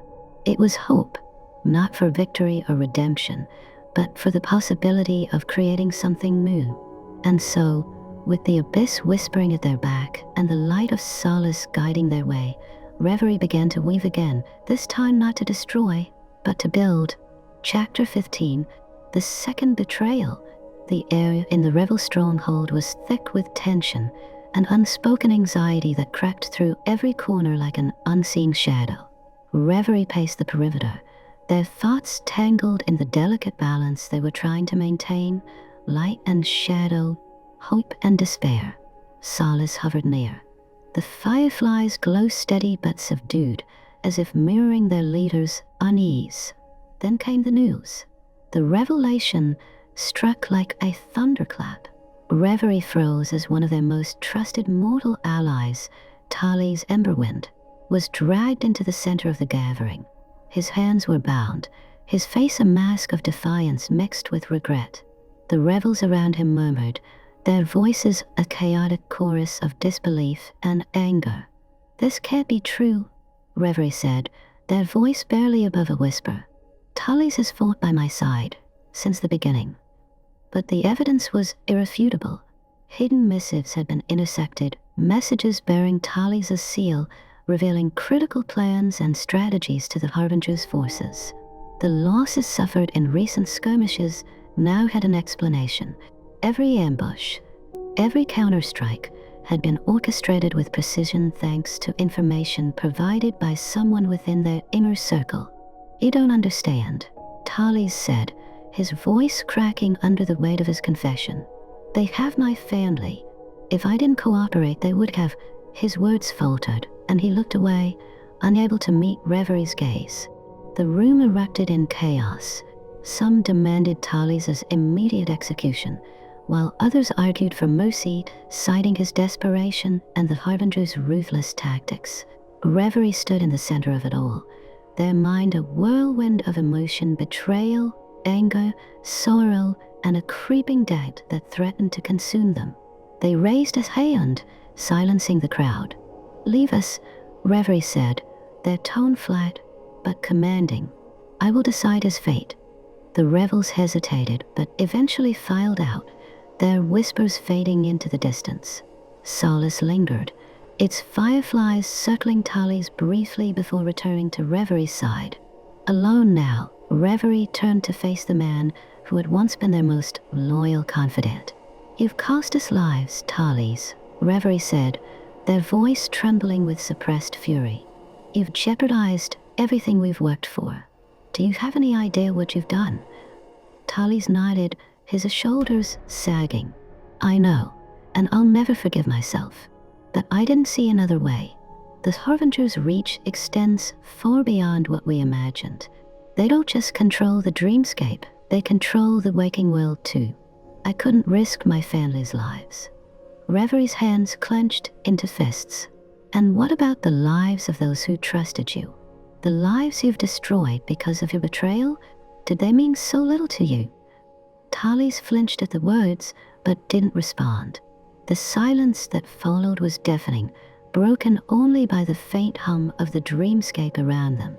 Reverie felt their resolve wavering, torn between their anger and the crushing weight of empathy that had always defined them. "I don't know who to trust anymore," Reverie admitted, their voice softer now. "Every step forward feels like it could be my undoing." How am I supposed to lead when even my closest allies are capable of turning against me? Talis looked up, his expression filled with regret. You lead because you're the only one who can. The rebellion needs you, Reverie, even if I've failed you. I was weak, but you're stronger than any of us. Don't let my failure be the end of this. Reverie turned away, their mind racing. Talis's betrayal had shaken them to their core, and the trust they had so carefully nurtured within the rebellion now felt irreparably fractured. But as they looked out over the dreamscape, the threads of light and shadow swirling together in chaotic harmony, they realized something else. The rebellion wasn't built on trust alone. It was built on the hope that change was possible, even in the face of overwhelming odds. And while trust could be broken, hope could still endure. You'll stay in prison for now, Reverie said, their tone resolute. I'll decide your fate later. But if you truly believe in this cause, you'll help us from here. No more secrets, Talis. No more lies. Talis bowed his head, his voice barely audible. Thank you. As Reverie left the room, Solace's light flared gently, a quiet reminder that even in the darkest moments, a glimmer of clarity could still be found. The path ahead was more uncertain than ever, but Reverie knew they couldn't let this betrayal break them. If the rebellion was to survive, they had to find a way to rebuild not just the trust of their allies, but their own faith in the cause. The abyss whispered faintly at the edge of their consciousness, offering its own solutions, its own promises of power. But Reverie ignored it, their focus sharp and unyielding. The fight wasn't over, and neither were they. Chapter 16. The Abyss Calls. The weight of the rebellion bore down on Reverie like an unrelenting storm. The betrayal, the doubt, the constant strain of leadership, all of it carved fissures in their resolve. The dreamscape, once a place of beauty and fluidity, now mirrored their fractured psyche. Shadows bled into the light, and the boundaries between creation and destruction blurred. Solace's fireflies flitted around them, their soft glow a fragile barrier against the encroaching darkness. But tonight, even their light felt distant. Reverie sat alone at the edge of a crumbling dreamscape, the faint hum of the abyss reverberating in the back of their mind. Their faltering, the abyss whispered, its voice a blend of countless echoes, seductive and all-encompassing. Their rebellion teeters on the brink of collapse. You cannot win this war with half measures. Reverie closed their eyes, their hands trembling. The temptation had always been there, lurking beneath the surface, but now it felt more tangible than ever. The abyss offered a solution, a way to end the suffering, to silence the doubt, to wield power so absolute that no one could oppose them. I won't lose myself to you, Reverie muttered, their voice barely audible. Lose yourself, the abyss cooed. No, you would become who you were always meant to be. A savior, a conqueror, a god among mortals and dreamers alike. Think of what you could accomplish. No more betrayals, no more pain, only order. The words resonated with a dangerous allure. Reverie could see it, if only for a moment. A dreamscape reborn, the rebellion triumphant, the Harbinger defeated. But the vision was tainted, tinged with an eerie stillness that felt more like submission than peace. The fireflies grew agitated, their glow intensifying as if trying to ward off the invasive whispers.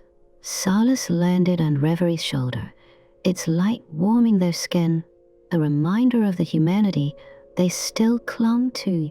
You can't keep resisting forever, the abyss said, its tone shifting to one of quiet menace.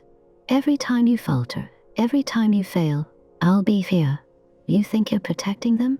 You're only delaying the inevitable. How many more must suffer before you accept the truth?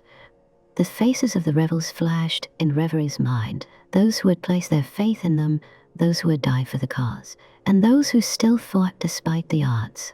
The thought of failing them, of being unable to protect them, twisted in Reverie's chest like a knife. The abyss seized on the moment of doubt. One choice. That's all it takes. Embrace me, and you'll never feel powerless again. You'll never have to lose another soul. Tears welled in Reverie's eyes as they stared out at the fractured horizon. At what cost? The abyss didn't answer. It didn't have to. The answer was clear in the haunting memories of what it had already taken from them. The moments when they had lost control, when the line between protector and destroyer had blurred. Solace's light flared brighter, breaking through the haze of despair. Reverie turned their gaze to the fireflies, their soft, unwavering glow a stark contrast to the suffocating pull of the abyss. You won't win, Reverie whispered, their voice stronger now. I'll find another way. The abyss receded, but not without leaving a parting echo. You'll come to me, eventually. They always do. Reverie exhaled shakily, their resolve battered but intact. Solace buzzed gently, its presence grounding them in the moment. As they rose, the dreamscape around them began to stabilize, if only slightly. The path forward was uncertain, but for now, Reverie held on. They couldn't let the abyss win. Not today. Not ever. Chapter 17. A glimpse of truth. The dreamscape rippled with unease, its vibrant colors bleeding into muted tones as Reverie faced the Harbinger's agent. The figure before them was cloaked in shadows, their presence exuding a chilling familiarity. Every word they spoke carried an uncanny resonance, striking chords deep within Reverie's soul. You cannot win, the agent hissed, their voice layered as though 1,000 whispers spoke at once. This rebellion is futile. Your forces are fragile, your resolve weaker than you care to admit. Reverie tightened their grip on their staff, the faint glow of their dream-weaving powers flickering erratically. You underestimate us, they replied, though their voice carried the weight of exhaustion. The agent tilted their head, shadows shifting around them like a living entity. Underestimate? No.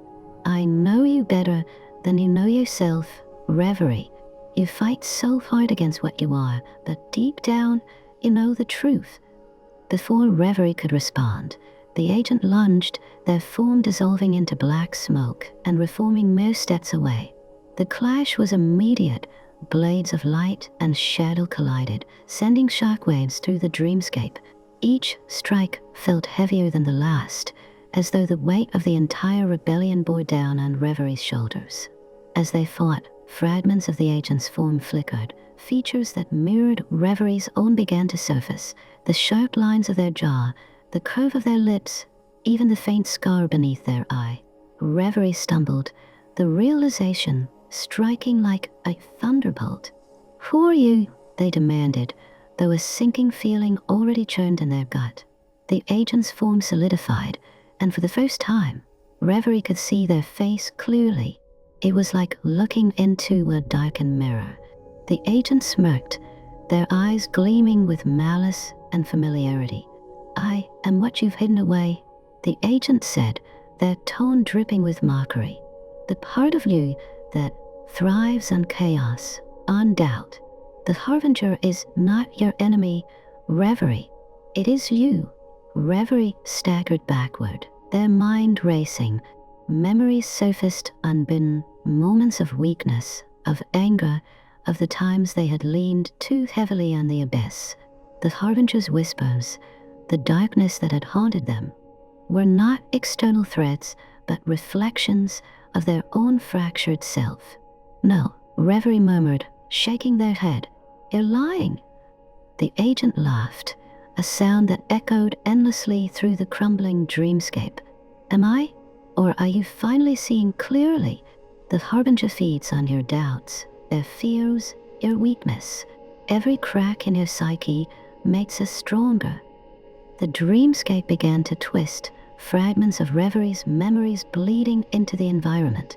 They saw their failures, the loss of allies, the betrayals, the moments they had merely succumbed to the abyss. Each scene was a reminder of their flaws, their humanity. Solace's fireflies swarmed around them, their light growing brighter as if to shield Reverie from the onslaught. Their glow was a reminder of the hope that still lingered, faint but unyielding. Reverie clenched their fists, grounding themselves in the present. "You're right about one thing," they said, their voice steadying. "The Harbinger feeds on my fears, my doubts. But you don't define me. I am more than my failures." The agent's smirk faltered as the dreamscape began to shift. Reverie reached deep within themselves, drawing on the balance they had fought so hard to achieve. Light and shadow intertwined, forming a barrier that pushed the agent back. "I will face my inner demons," Reverie declared, their voice resolute. "But I won't let them control me. Not anymore." The agent let out a frustrated snarl as their form began to dissolve. "You cannot escape yourself, Reverie. This is far from over." As the agent vanished, the dreamscape stabilized, though the weight of the confrontation lingered. Reverie stood alone, the fireflies circling them like a protective halo. The truth was clear now. The Harbinger was not just an external force, but a manifestation of their own fractured mind. To defeat the Harbinger, Reverie would need to confront the darkest parts of themselves, to mend the cracks in their soul, and reclaim the balance that had eluded them for so long. The path ahead was more perilous than ever, but for the first time, they felt a flicker of clarity. The battle was not just for Dormeria or the rebellion, it was for themselves. Chapter 18. The Battle Within. The dreamscape Reverie found themselves in was not one of their creation, nor was it a battlefield of Dormeria. It was a fragmented reflection of their mind, a labyrinth of memories, fears, and fractured dreams. The air was thick with a suffocating weight, shadows twisting and whispering in tones that sounded eerily like their own voice. "Why fight it?" the whispers asked. "You've always been drawn to the abyss. It's where your power lies. It's where you belong." Reverie clutched their staff, the once vibrant light at its core dimmed to a faint flicker. They moved through the labyrinth, the walls shifting with each step. One moment, they were surrounded by the faces of the allies they'd lost. The next, they were trapped in a vision of Dormeria crumbling under the weight of the Harbinger's influence. The abyss was relentless, pressing harder against their psyche with each passing moment. "You cannot lead. You cannot win. Let us take the burden. Let us make you whole again." Reverie dropped to their knees as the shadows closed in, their form trembling under the weight of doubt. Memories of the rebellion's fractures played on repeat, betrayals, failures, and the overwhelming pressure of leadership. They felt their control slipping, the abyss's whispers pulling them into the darkness. But just as the shadows seemed ready to consume them, a soft glow broke through the suffocating black. Reverie looked up, and there they were, Solace's fireflies, their delicate light cutting through the despair. The swarm danced around Reverie, their glow faint but steady. In their light, Reverie saw glimpses of the moments that had defined their journey, not the failures but the triumphs. The dream spirits they had inspired, the mortals who had found hope in their words, the allies who had fought beside them, believing in their vision.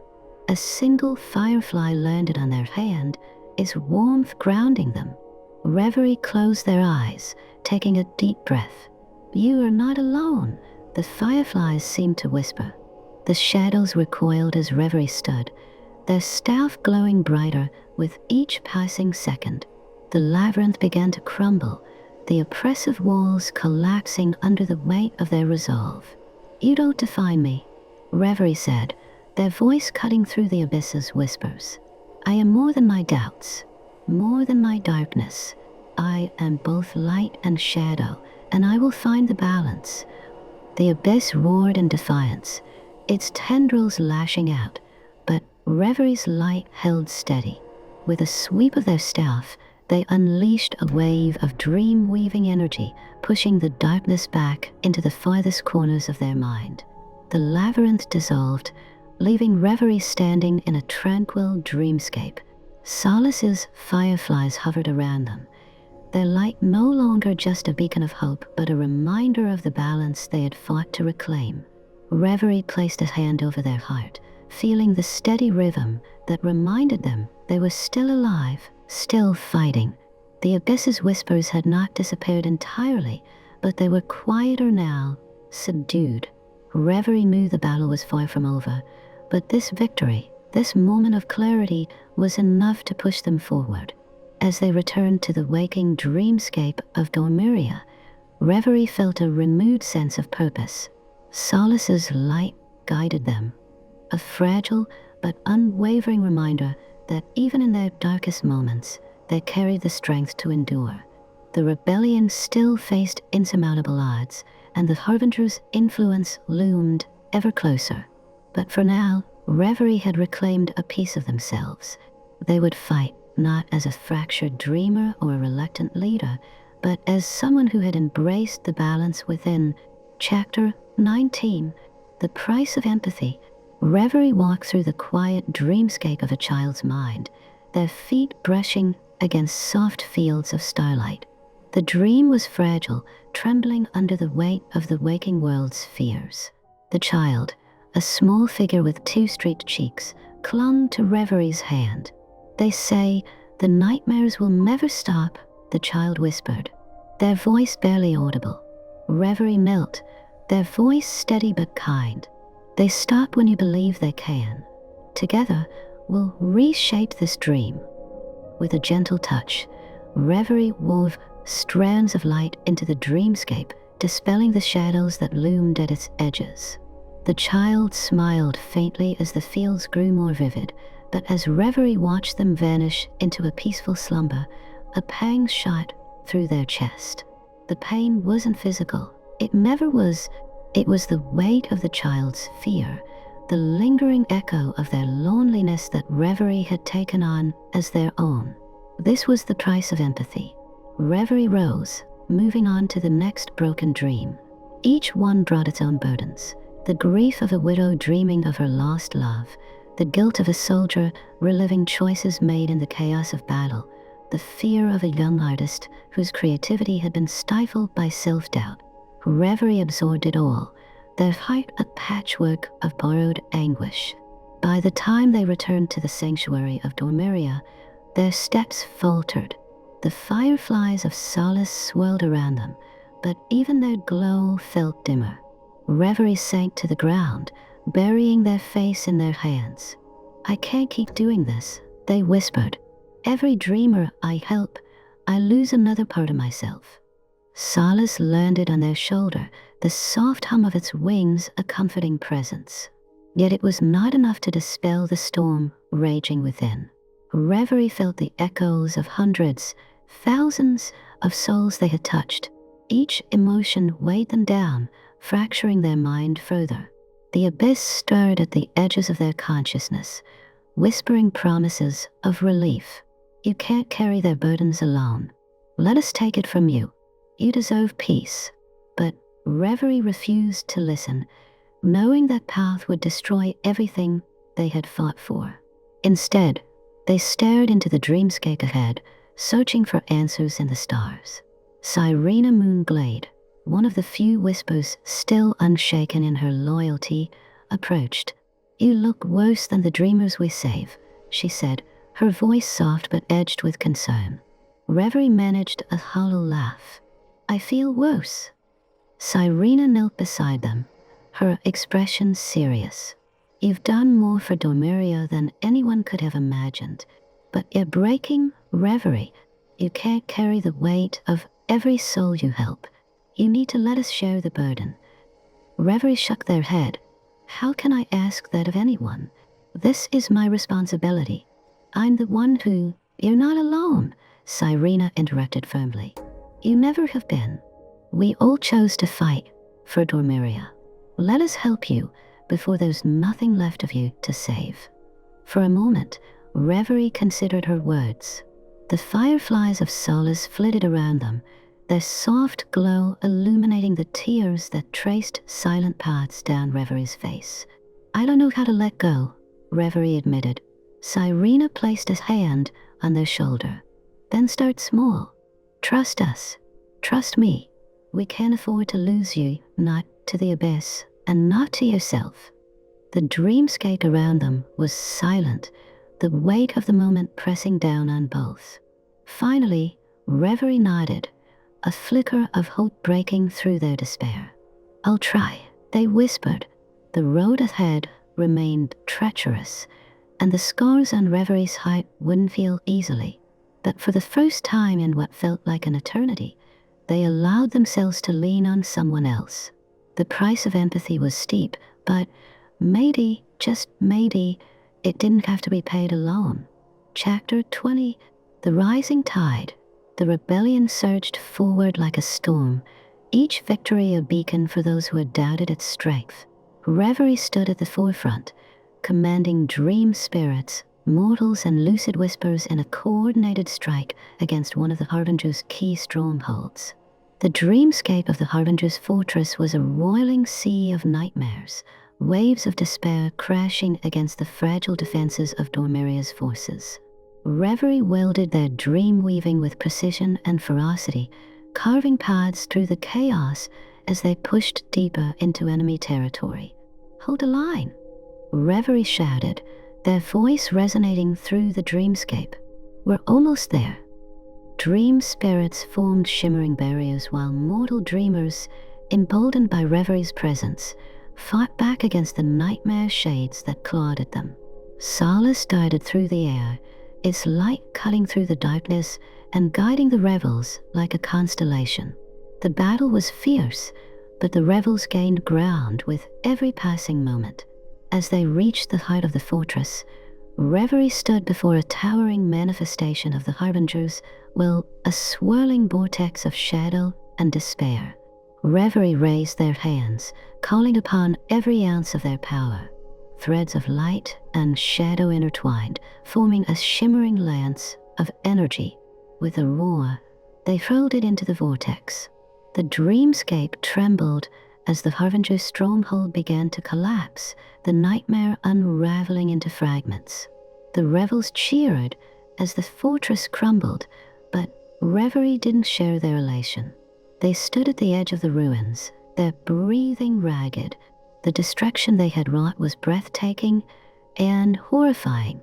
Around them, fragments of shattered dreams floated in the air, remnants of what had once been a stable part of the dreamscape. Reverie clenched their fists, feeling the weight of their actions. Cyrena Moonglade approached, her expression cautious. "We did it," she said, though her tone lacked conviction. Reverie didn't look at her. "Did we? Or did I just become exactly what I was trying to stop?" Cyrena frowned. "What are you talking about? You've led us to a critical victory." "Look around," Reverie said, their voice hollow. "Look at the destruction. I wielded chaos to fight chaos, and now what's left?" The dream spirits hovered nearby, their usual glow dimmed. Mortals stumbled through the ruins, their eyes filled with uncertainty. The rebellion had struck a blow against the Harbinger, but at what cost? Solace landed on Reverie's shoulder, its light flickering. Reverie reached up, letting the fireflies crawl across their fingers. "I used to think I could keep the balance," they murmured, "but now I see how easily it tips.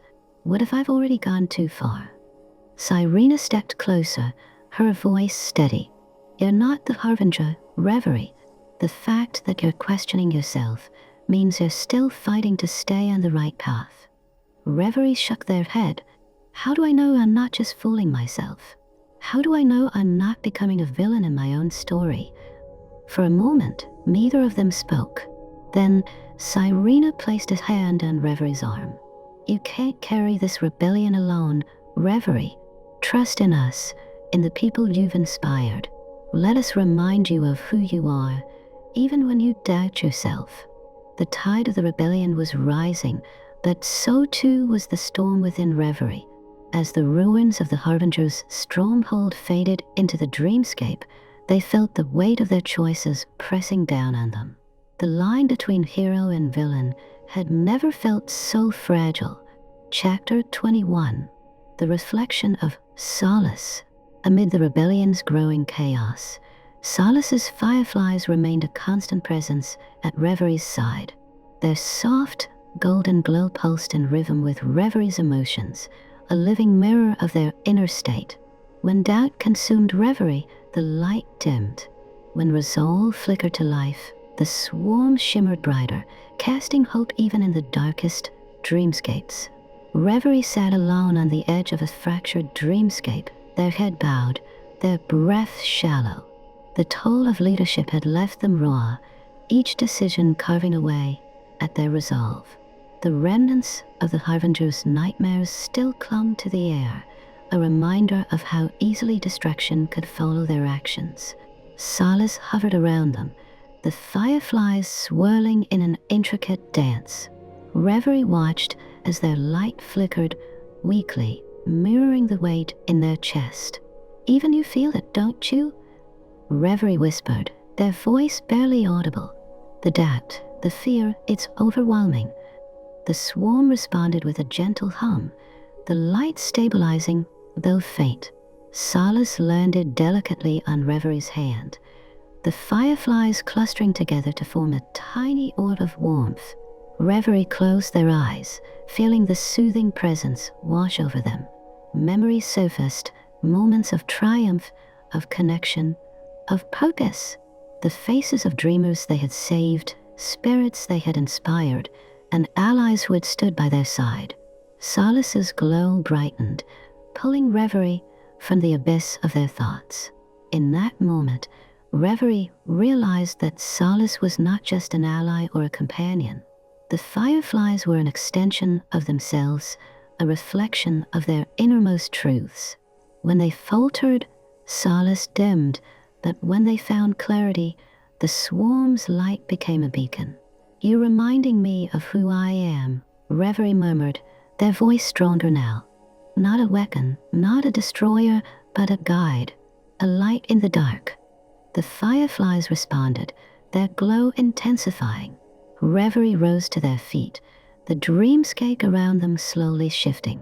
Where there had been jagged edges and swirling chaos, there was now a calm expanse of light and shadow in perfect balance. As Reverie stepped forward, the dreamscape expanded, stabilizing. Solace flitted ahead, leading the way, their glow a gentle reminder of the path Reverie had chosen, one of balance, not domination. Returning to the revel camp, Reverie found the weary dreamers and spirits resting in uneasy silence. They felt the weight of every gaze, the unspoken questions about what lay ahead. Solace started above the crowd, their light casting a golden hue over the gathering. "Listen to me," Reverie began, their voice steady and clear. "I know the road has been hard, and the fight is far from over. But this isn't just about defeating the Harbinger. It's about remembering who we are, what we stand for. We are the dreamers, the creators, the protectors of Dormiria's heart." The fireflies swirled above, their light growing brighter as if amplifying Reverie's words. The crowd stirred, the tension easing. Reverie took a deep breath, their gaze sweeping over the gathered rebels. "Solace has shown me that even in the darkest times, there's a light worth following. We don't fight to destroy, we fight to rebuild, to guide. Together, we can shape a future worth dreaming of." As murmurs of agreement rippled through the crowd, Reverie felt a renewed strength within. Solace returned to their shoulder, their glow steady and warm. The swarm had become more than a companion. They were a living embodiment of Reverie's purpose, a reminder of the balance they must always strive to maintain.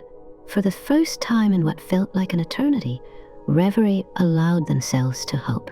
The rebellion still had a long way to go, but with Solace's light guiding them, they knew the dream was worth fighting for. Chapter 22. Echoes of Reverie. The nights in Dormuria had grown heavier, weighed down by the ever-present threat of the Harbinger's shadow. Yet in the stillness, Reverie found a curious phenomenon unfolding. It began as faint murmurs drifting on the edges of their consciousness, a voice achingly familiar, yet distant like a forgotten melody carried by the wind. These echoes whispered of a time before the abyss, a time when Reverie had been whole.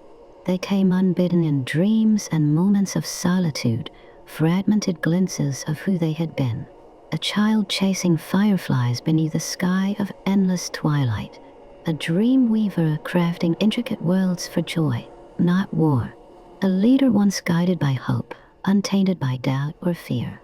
At first, Reverie resisted the memories. They felt too much like specters, cruel reminders of a self that no longer existed.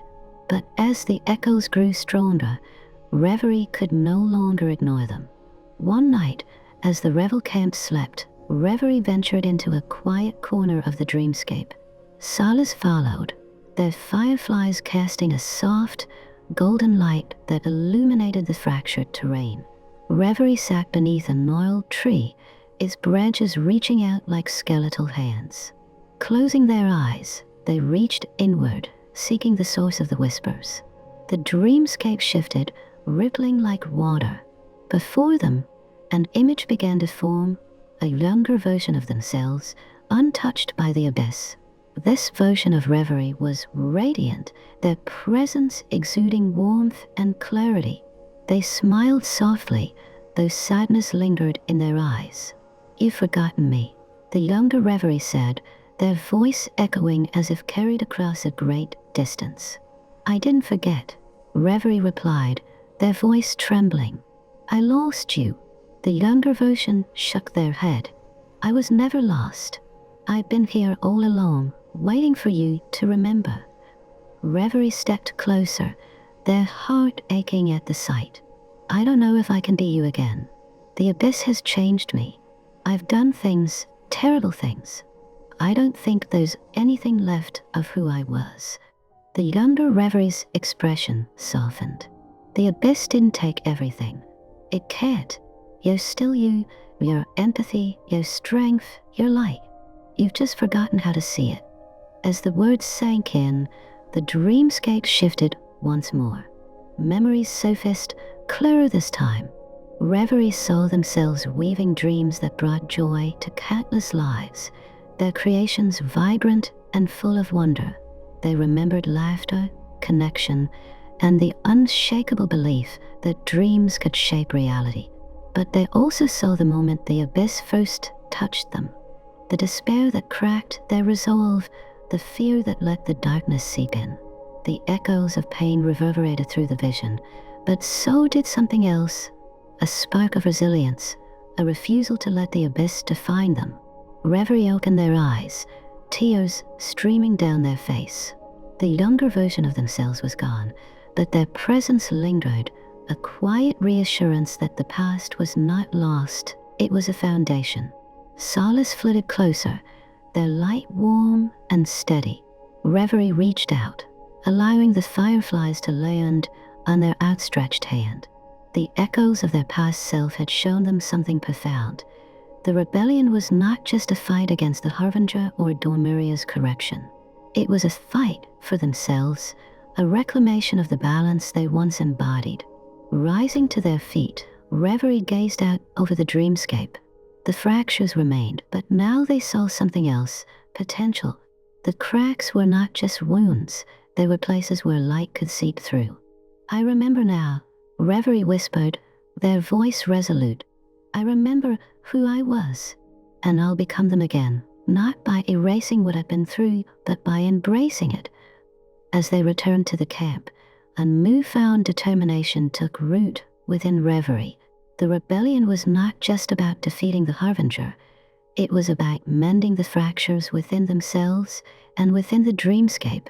The echoes of their past self were no longer just memories, they were a guide, reminding Reverie that even in darkness, there was always a path back to the light.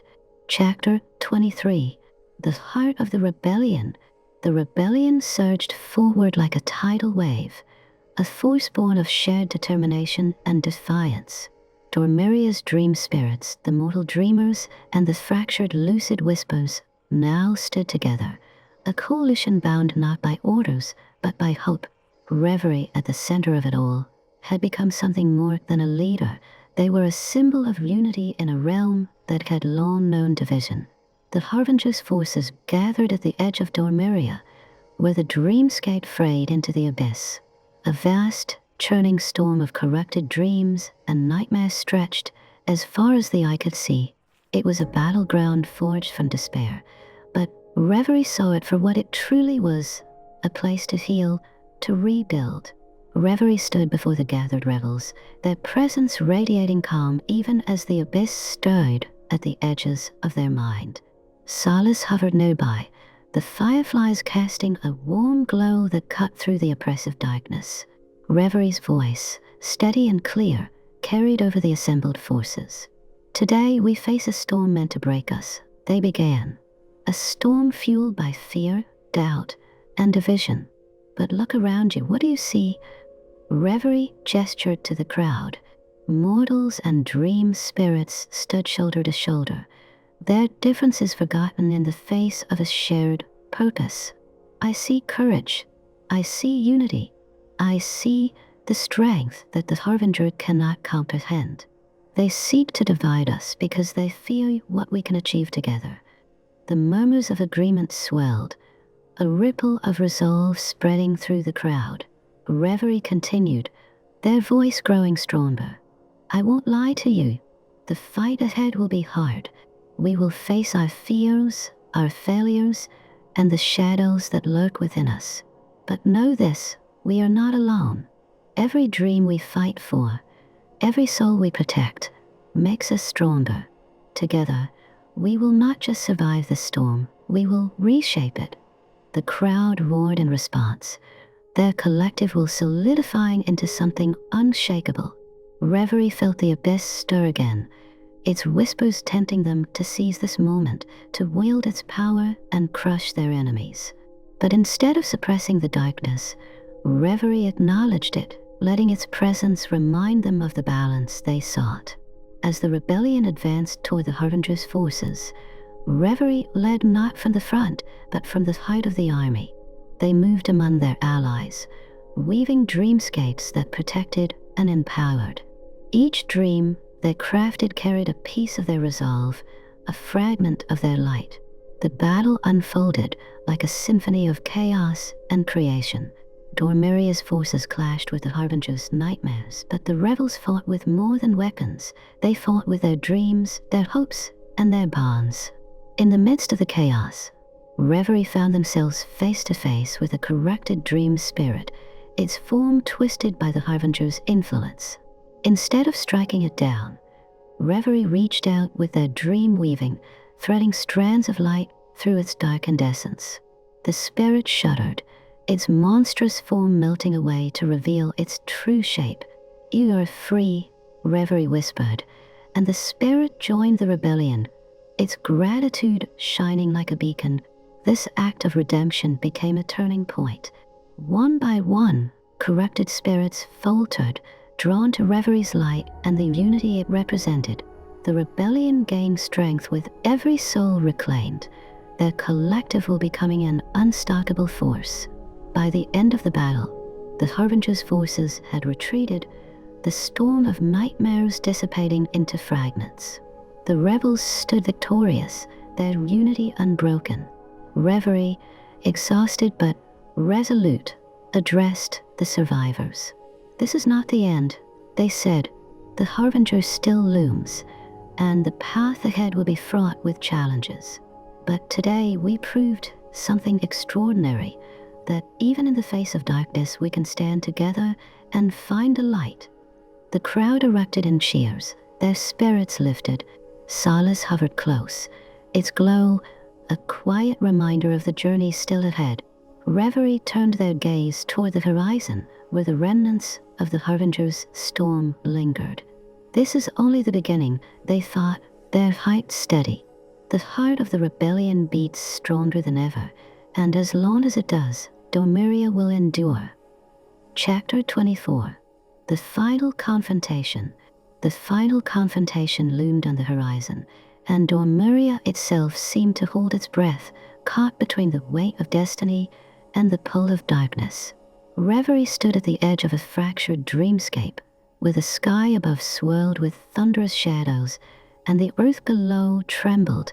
It was a battleground like no other, a place where the fabric of reality had been stretched to its breaking point, where every step taken threatened to shatter everything.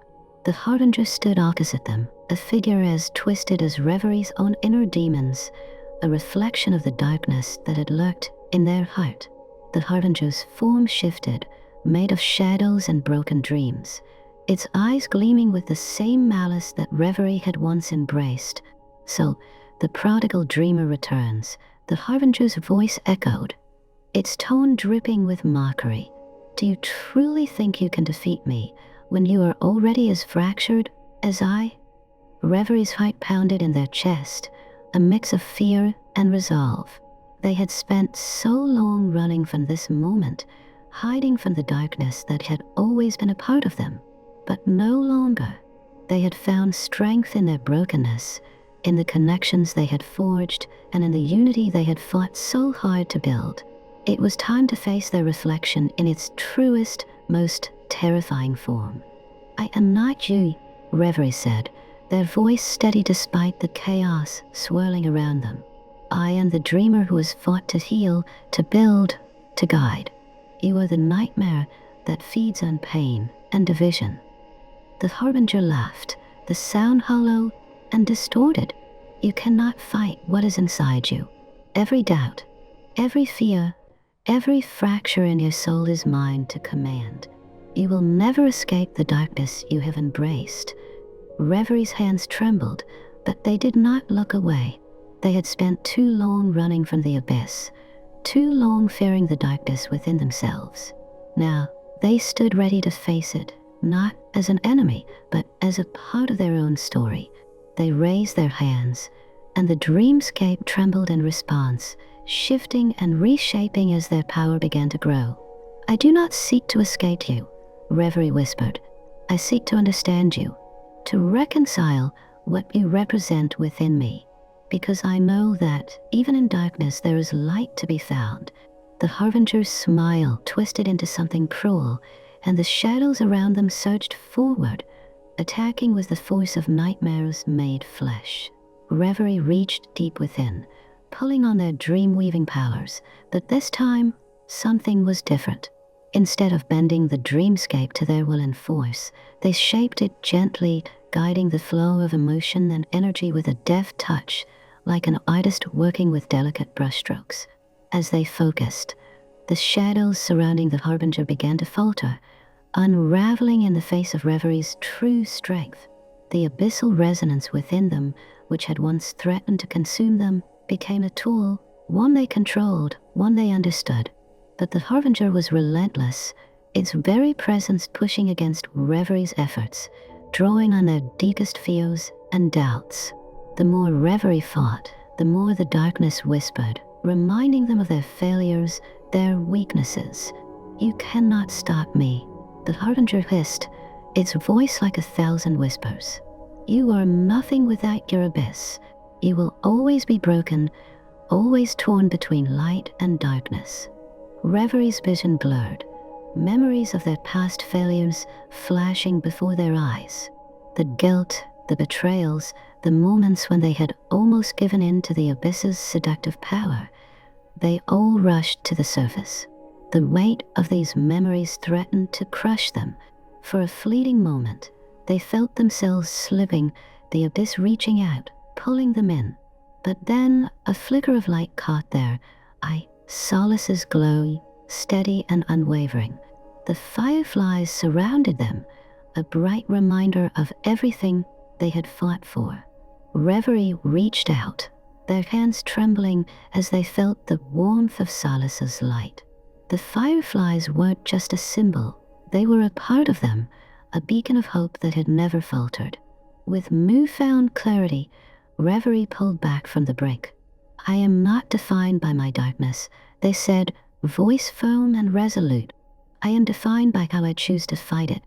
Drawing strength from that realization, Reverie wove a new dreamscape, one born not of fear, but of hope.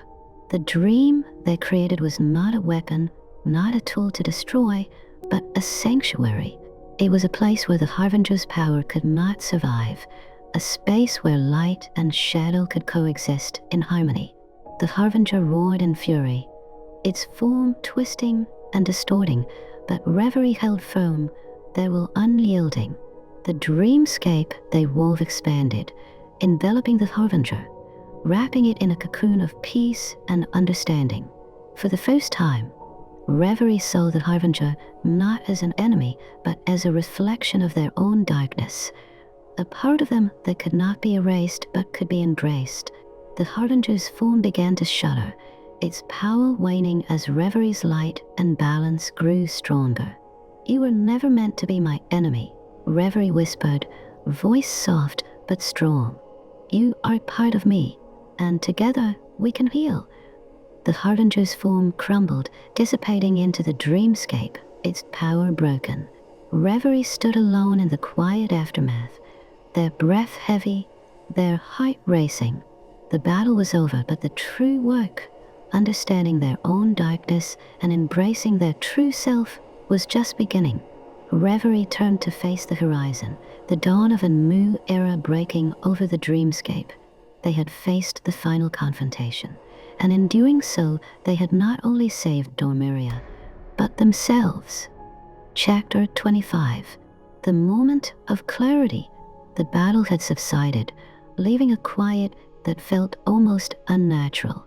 Reverie stood amidst the remnants of the dreamscape they had woven, the pieces of the shattered world settling into a fragile balance. The Harbinger was no more, its twisted form crumbled into the ether. But even with victory in hand, Reverie felt no sense of triumph, only the weight of a truth they had long been avoiding. As the echoes of the battle faded, Reverie's mind wandered back to the heart of the conflict, to the moment when they had finally faced the Harbinger not as an enemy, but as a mirror. The battle had never been solely about defeating a foe, it had been a confrontation with themselves. Reverie felt the abyss still within them, its cool presence a constant companion, whispering in the corners of their mind. It had been so tempting for so long to fight against it, to push it away as if it could simply be erased. But now, in the silence that followed the chaos, Reverie understood. They could never truly banish the abyss. It was a part of them, woven into the very fabric of their being. I am not just the light, Reverie murmured to themselves, the words tasting both foreign and familiar. I am not just the darkness. I am both. They had spent so long trying to be whole, trying to rid themselves of their fractured nature. But now, in the aftermath of the battle, Reverie realized that true wholeness didn't come from eliminating the parts of themselves they hated. It came from accepting and embracing them. The abyss, the darkness within them, was not a curse. It was a source of strength, just as much as their light. Reverie turned their gaze inward, feeling the abyss stir, its presence no longer something to fear, but a part of the delicate balance they now understood. They had spent too long trying to suppress it, afraid of what it could do, afraid that embracing it would mean losing themselves to it. But the truth was that the abyss did not control them. It was a reflection of their own struggles, their own vulnerabilities. The key was not to banish it, but to coexist with it, to find strength in their fractured nature. I am not whole because I am perfect, Reverie whispered, feeling the weight of this realization settle within them. I am whole because I accept all parts of myself, the light, the dark, the fractured, and the complete. The fireflies of Solace, still lingering in the air around them, flickered softly, their glow warm and steady. Reverie reached out, feeling the calming presence of their ally, their symbol of hope. The fireflies had always been a reminder of balance. How light, though fragile, could coexist with the shadows. how even in the darkest moments, there was always a glimmer of hope. Reverie closed their eyes, drawing in a deep breath, feeling the balance within themselves. They no longer sought to erase the abyss, but to weave it into the fabric of their being, just as they had woven the light. When they opened their eyes again, the dreamscape around them was no longer one of chaos and destruction, but of possibility, a new beginning. The world had been torn apart, but it could be mended, not perfectly, but with care, with understanding, and with a willingness to embrace both light and dark. "I am whole," Reverie said softly, their voice steady, "and I will continue to fight, not against the darkness, but with it." The weight that had once threatened to crush them began to lift, replaced by a sense of clarity, a peace born not of victory, but of acceptance. Reverie had come to understand that their journey was not one of perfection, but one of balance, of walking the fine line between light and shadow.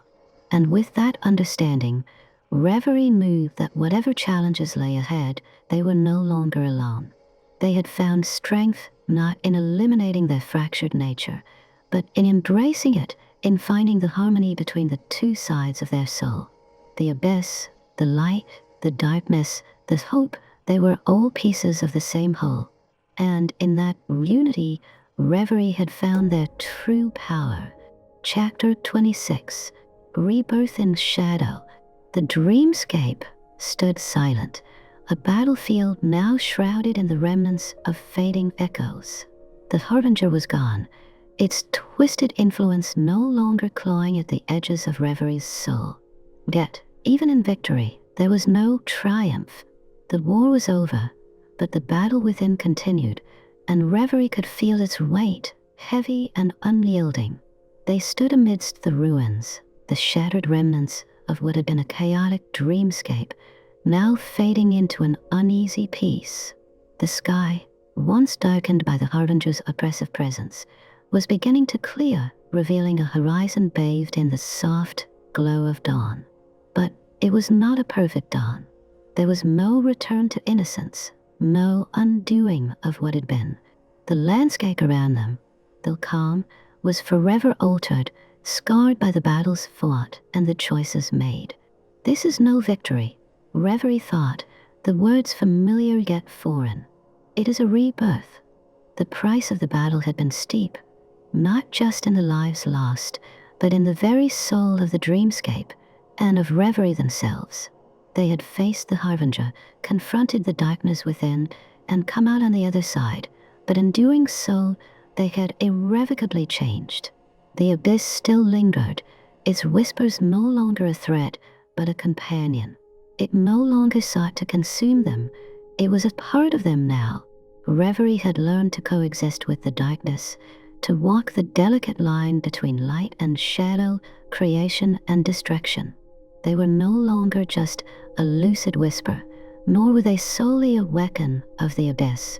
They were something new, something uncharted, a dreamweaver of balance.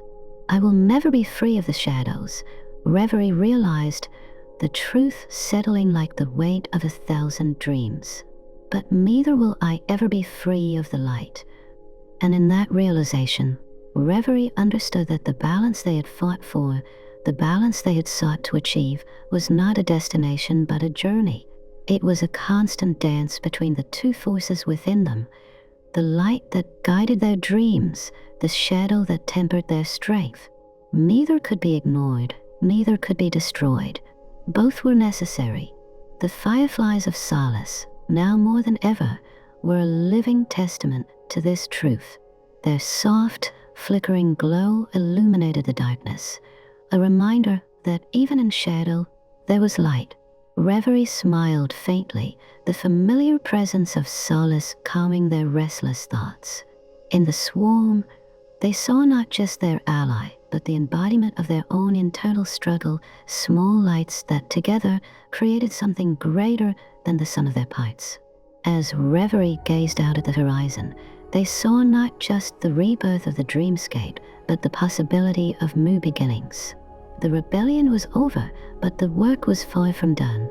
Dormiria had been saved, but the waking world still lay in turmoil, its connection to the dream realm fragile, its inhabitants unaware of the battles fought in their stead. "There will always be a new shadow," Reverie whispered to the wind, "but there will always be light to guide the way." They knew now that their purpose was not to eradicate the darkness, but to walk with it, to shape it, to guide others in understanding that both light and shadow had their place in the world. To create and to destroy, to heal and to harm, all were part of the same cycle. Reverie's task was not to escape it, but to navigate it with wisdom, with compassion, and with the strength that came from embracing both aspects of their nature. And so, as the sun rose over the horizon, casting its gentle light across the dreamscape, Reverie stepped forward. Their journey was far from over. They would continue to weave dreams, to guide the dreamers, to walk the line between creation and destruction. With the abyss at their side and the light within them, Reverie would face whatever came next, not as a weapon, not as a savior, but as something more. A Dreamweaver, forever reborn in shadow and in light. Chapter 27, The Echoing Dreamer. The final embers of battle had faded, and Dormiria stood, battered but not broken. The dreamscape, once torn asunder by the Harbinger's forces, was beginning to heal. Yet, as the dust settled, Reverie stood at the center of it all, not as a conqueror, but as a figure caught between worlds. Their rebellion had triumphed, but the journey had only just begun. The dreamers of both realms, Dormiria and the waking world, gathered in quiet reverence. No longer were they mere followers in the rebellion. They were those who had witnessed the cost of freedom and the price of change. And at the heart of it all stood Reverie, the one who had led them through the darkness, not with certainty, but with the raw, fragile power of humanity. Reverie's name had become synonymous with resilience. In every whispered prayer, in every dream forged by the hands of those who had once been slaves to the Harbinger's will, there was a trace of Reverie's influence. Their actions had shaped the realms, yes, but it was the spirit of their struggle, the willingness to face both light and shadow, that had become the true legacy. There is no hero without villainy, Reverie thought, reflecting on the path they had walked. There is no shadow without light. The lines between hero and villain, once so distinct, had blurred. Reverie was no longer the idealized figure they had once hoped to be. They were flawed, fractured, and yet they had become something greater because of it. Their journey had been a constant dance with the darkness within, a struggle to not only lead but to understand the balance that governed their existence. In the waking world, stories of Reverie's rebellion began to spread, whispers of a leader who had never claimed perfection but had fought for the possibility of change.